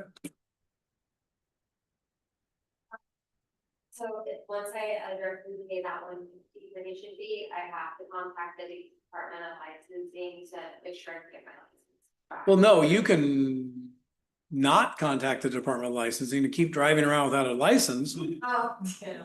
The $150 here is completely separate. It's completely separate. Okay, all right, yep, good luck to you. Thank you. Okay, Franco Manuel Alvarez. I think that was a no. Franco Manuel Alvarez was a no-show. Come back to that one. Wesley Morgan. No response. Nicole Orvis. No response. Kane Rickert. No response. Amy Ruckner. No response. Christina Russell. No response. Jeffrey Sanders. All right, good afternoon, Mr. Sanders. It's cause number 5A001152. Mr. Sanders is present. Jeffrey E. Sanders, we have the charge of driving with license suspended first degree and operating a motor vehicle without ignition interlock. Mr. Haverko.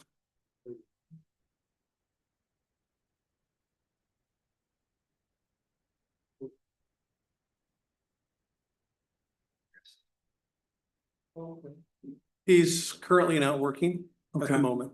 He's got some things in the fire, but Okay. All right. Based on that, Mr. Sanders, I'll go ahead and appoint Mr. Haverko for today and for moving forward. Mr. Haverko. stipulate probable cause, escort or not guilty, please. Thank you. All right. So, Mr. Sanders, I'm going to find probable cause for purposes of this hearing only to the two charges mentioned previously. Going to enter plea of not guilty to those charges. Now I'm going to turn to the conditions of release for the city. Standard. All right.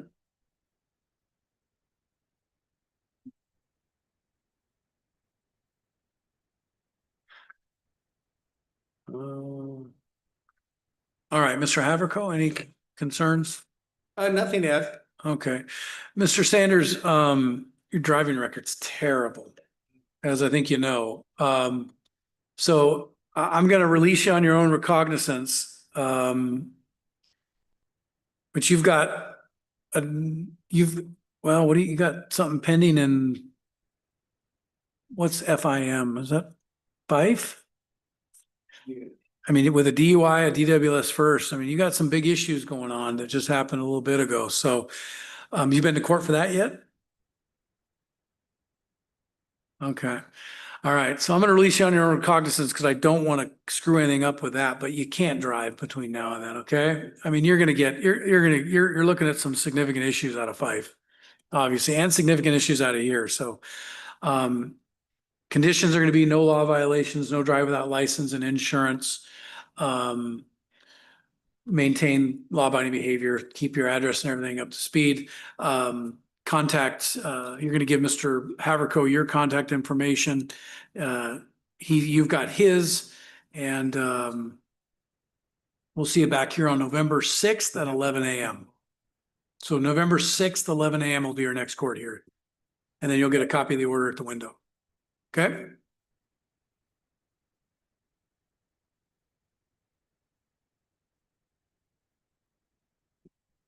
All right, Tiara Zolas.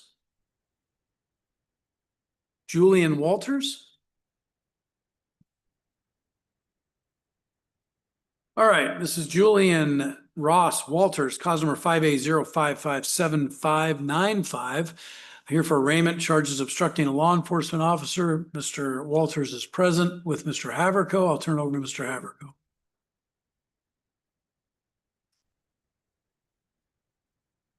Well, he makes $400 to $600 a month. Okay. Based on that, I'll find you eligible for court-appointed counsel, Mr. Haverko. Stipulate the probable cause as escort or not guilty plea. Okay. Find probable cause purposes of this hearing only to obstructing law enforcement, enter a plea of not guilty to that charge. And now going to turn to the city for conditions of release. Standard. Okay.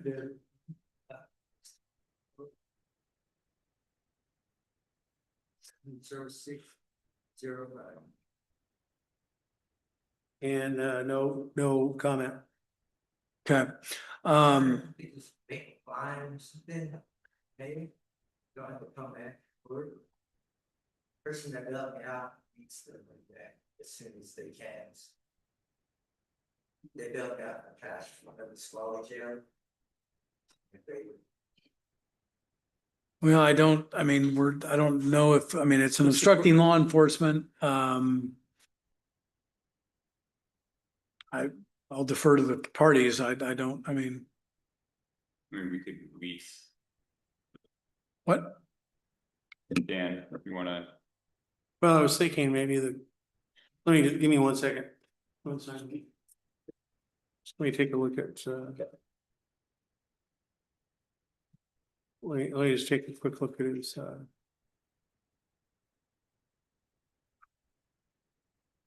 look at his record. Yeah, record's not, I don't see a lot of similar, I don't see much similar. And a lot of driving. Yeah. I don't know, I guess. What was the bail? $1,000. guess, you know, I mean, to his credit, he did show up, so. It's a, You know, it's kind of a de minimis fail to try to encourage him to show up, he did, so I guess. You know, if, I don't know if the. so do we want to I mean, if there's a request to release the bail? That's what it is. Yeah. What's, The city's fine with that. okay, so, Mr. Walters, what I can do is look in our order. We'll release you on our own recognizance, which will release the bail. But it's not gonna resolve the case. You're gonna have to come back. And if you don't come back, you'll get the bail. Perfect. Okay. All right, so we'll go ahead and release the bail. Madam Clerk, you just put that in the thing and we'll say, and the way that works is that gets mailed to in a check form back to the address the person that posted put it under. And it'll probably be like next week. It usually takes 7 to 14 days, let's say. So in the meantime, you'll be released on your own recognizance, no criminal law violations.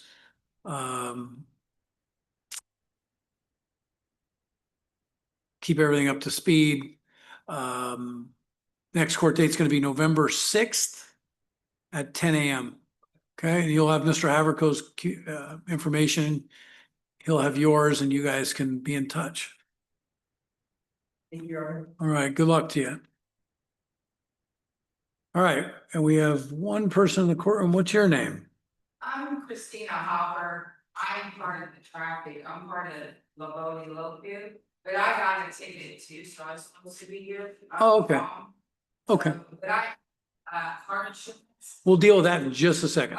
Okay. And that's on at 2:30, I believe. Yeah. Are you here for a minute? Okay. Okay. Okay, so do we want to go through these warrants real quick? Yeah, I mean. It's arraignment, so yeah. Yeah, okay. You ready to do that? All right, we'll start back at the top. Dustin Bassett.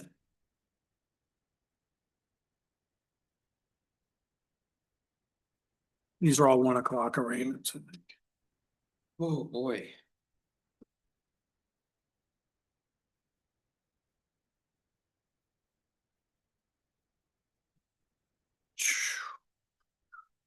This is an add-on.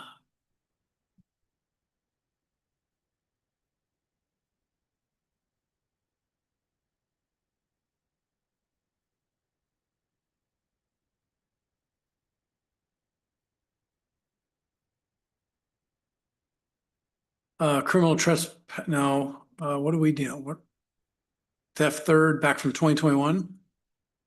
Warrant out of Pierce County, Puyallup Muni.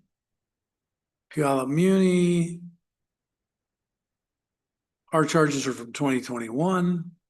2 counts, 1 count of theft, 1 criminal trespass first degree. What's the city's $1,000 on each? $1,000 on each. $1,000 each. Cash or bond, please. Fawn Bhutan.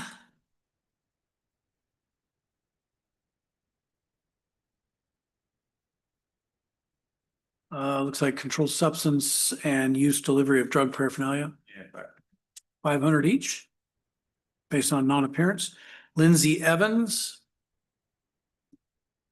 500. 500 cash or bond for non-appearance, criminal trespass first degree. Alexandra Geiger, theft third, criminal trespass second. 500 each. 500 each. Leanne Hetzer. DWS third. That one would be amended automatically. Wyatt Ingram.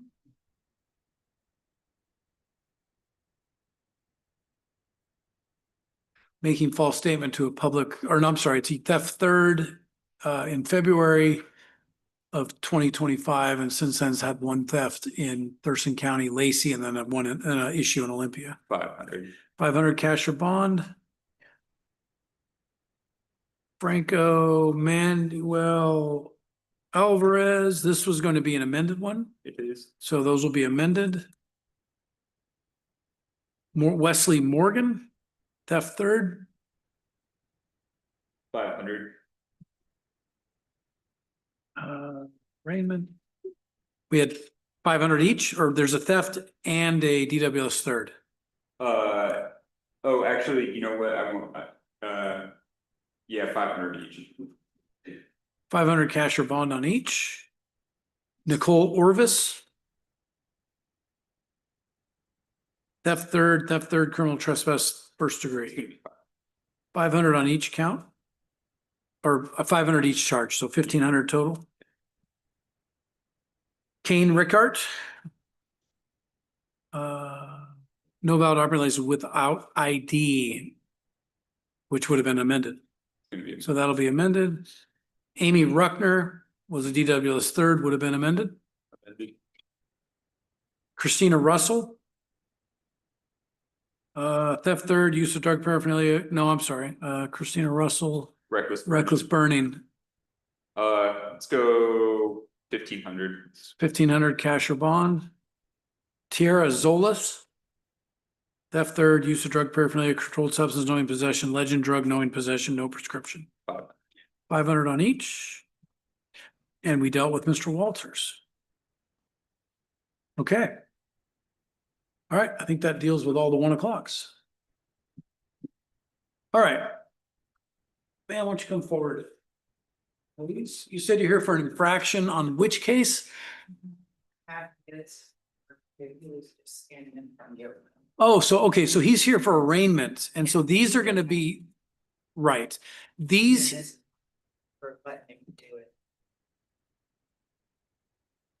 Right, but these are infractions and you need to contest these, which are on a different path.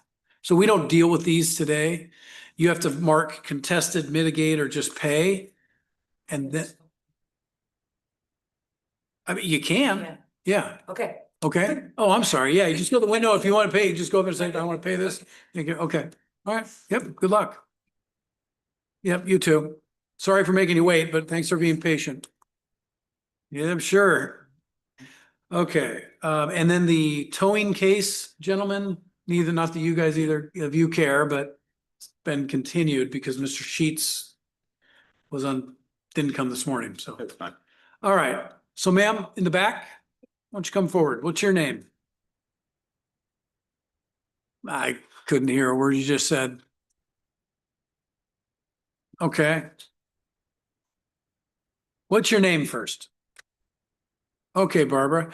Why don't you come up and have a seat next to the young gentleman with the grayish hair in the window there. All right, you are Barbara Jolie Bradshaw.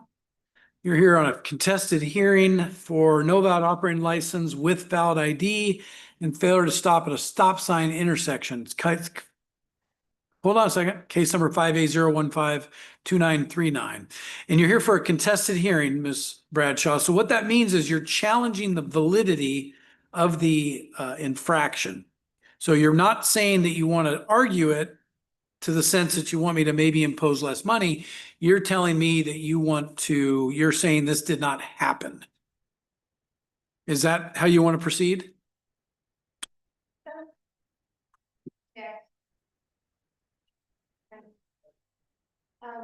The stop sign was obscured.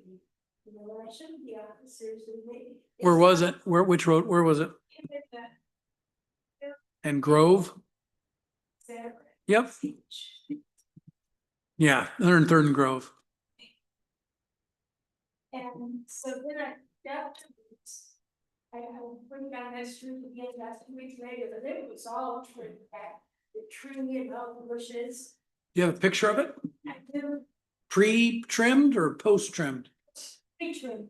Okay, careful. And you were coming this way? Yes. Okay, and do you have a picture of it now? I just came by there and I saw that it was all trimmed up. Okay, did you have insurance at the time? Was there an accident involved? Okay, did you have insurance? Yes. Okay, so that's all taken care of? Okay. And my girls like are thing with me, But I tried to do my driver's license on tonight for a couple of months.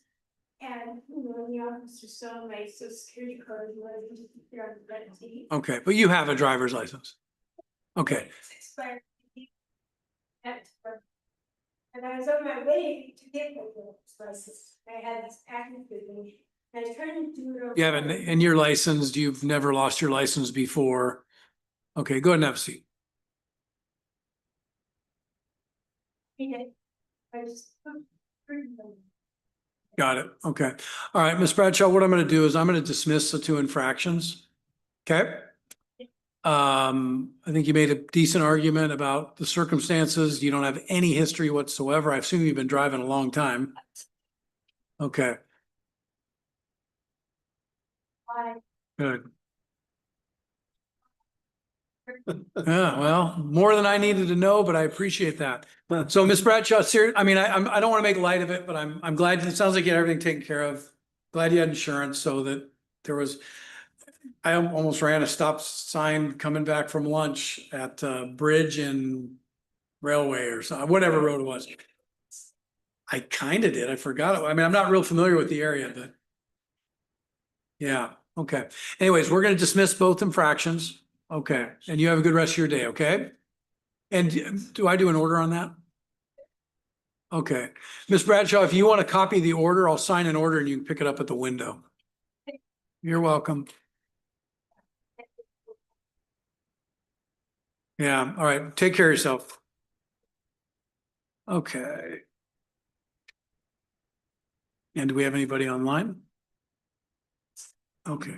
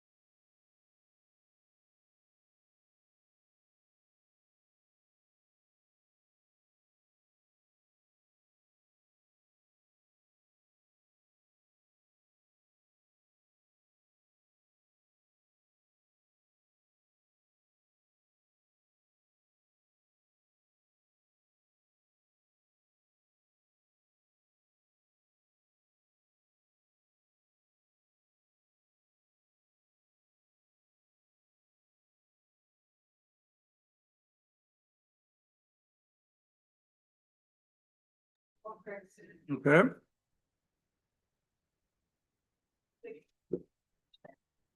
That's just gonna be.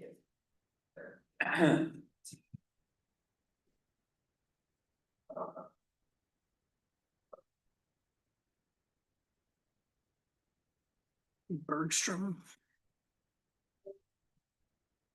They have Bergstrom and Gemma. All right, good afternoon, Ms. Lesh. Good afternoon, Your Honor. How are you?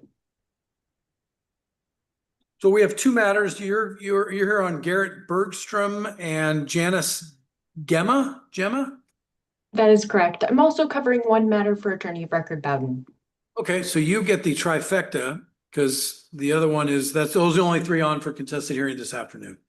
All right, you want to start with the Bergstrom matter? Yes, please. Okay, this is cause number 5A0642-790, contested hearing, allegation of speeding. Ms. Lesh is present via Zoom. Do you have any preliminary motions? We do. Our first motion is a motion to suppress the speed reading for lack of foundation. The National Highway Traffic Safety Administration Speed Measuring Device Operator Training Instruction Manual for radar outlines the steps that the operator must take when radar is being used in stationary mode, as it was in this case. Manual states on page 34, quote, "Now that the vehicle in question has been identified, the officer makes an estimation of that vehicle's speed." The manual goes on to say on the next page, page 35, quote, "Once the steady readout is obtained, it must match within reason the operator's visual estimation of the target vehicle speed." Here, the officer doesn't make a sufficient estimation of the vehicle's speed. The report says that the vehicle appeared to be traveling in excess of the limit, and then after the radar was used, it says that the readout was consistent with his observations. However, that's not a visual estimation of the speed that the vehicle was moving at as required by the training manual. It's a general observation is what that statement is. And the radar's readout cannot match within reason the visual estimation of the target vehicle speed because there was no specific visual estimation of the target vehicle speed. Okay, based on that, I'll move to suppress the speed measuring device reading and the infraction will be dismissed. Thank you, Your Honor.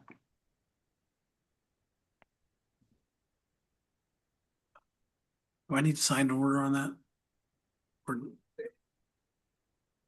Oh, okay. Infraction, there's two for Bergstrom? Okay.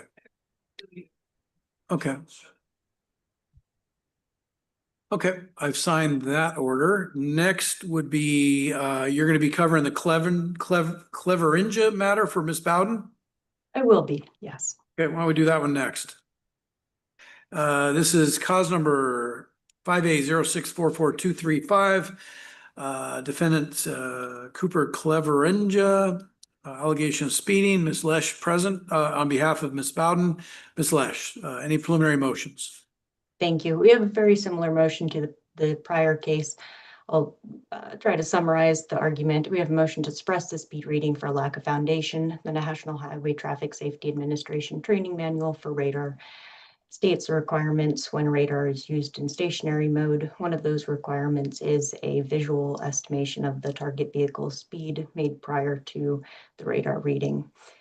Based on the report, the officer notes and observed that the vehicle was traveling in excess of the posted speed limit, but it does not make a specific visual estimation of the speed such that it cannot be matched with the radar's readout.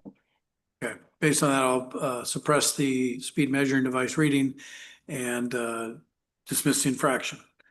And then last but not least, City of Yelm versus Janice Gemma. Infraction number 5A0642-792, speeding 16 over. Ms. Lesh present for this matter. Any preliminary motions? Indeed, same posture as the prior cases. Motion to suppress the speed reading for lack of foundation. National Highway Traffic Safety Administration for radar. A training manual for radar outlines the steps that must be met when a radar is used in stationary mode.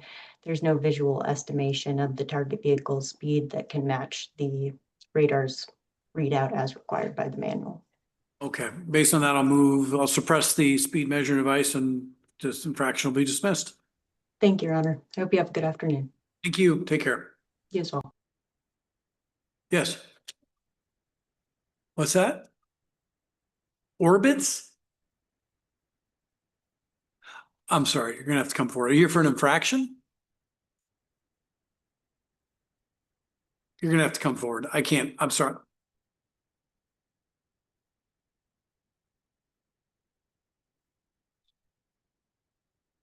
If she, I was right here and she had a problem with that. So she's not, you're not her.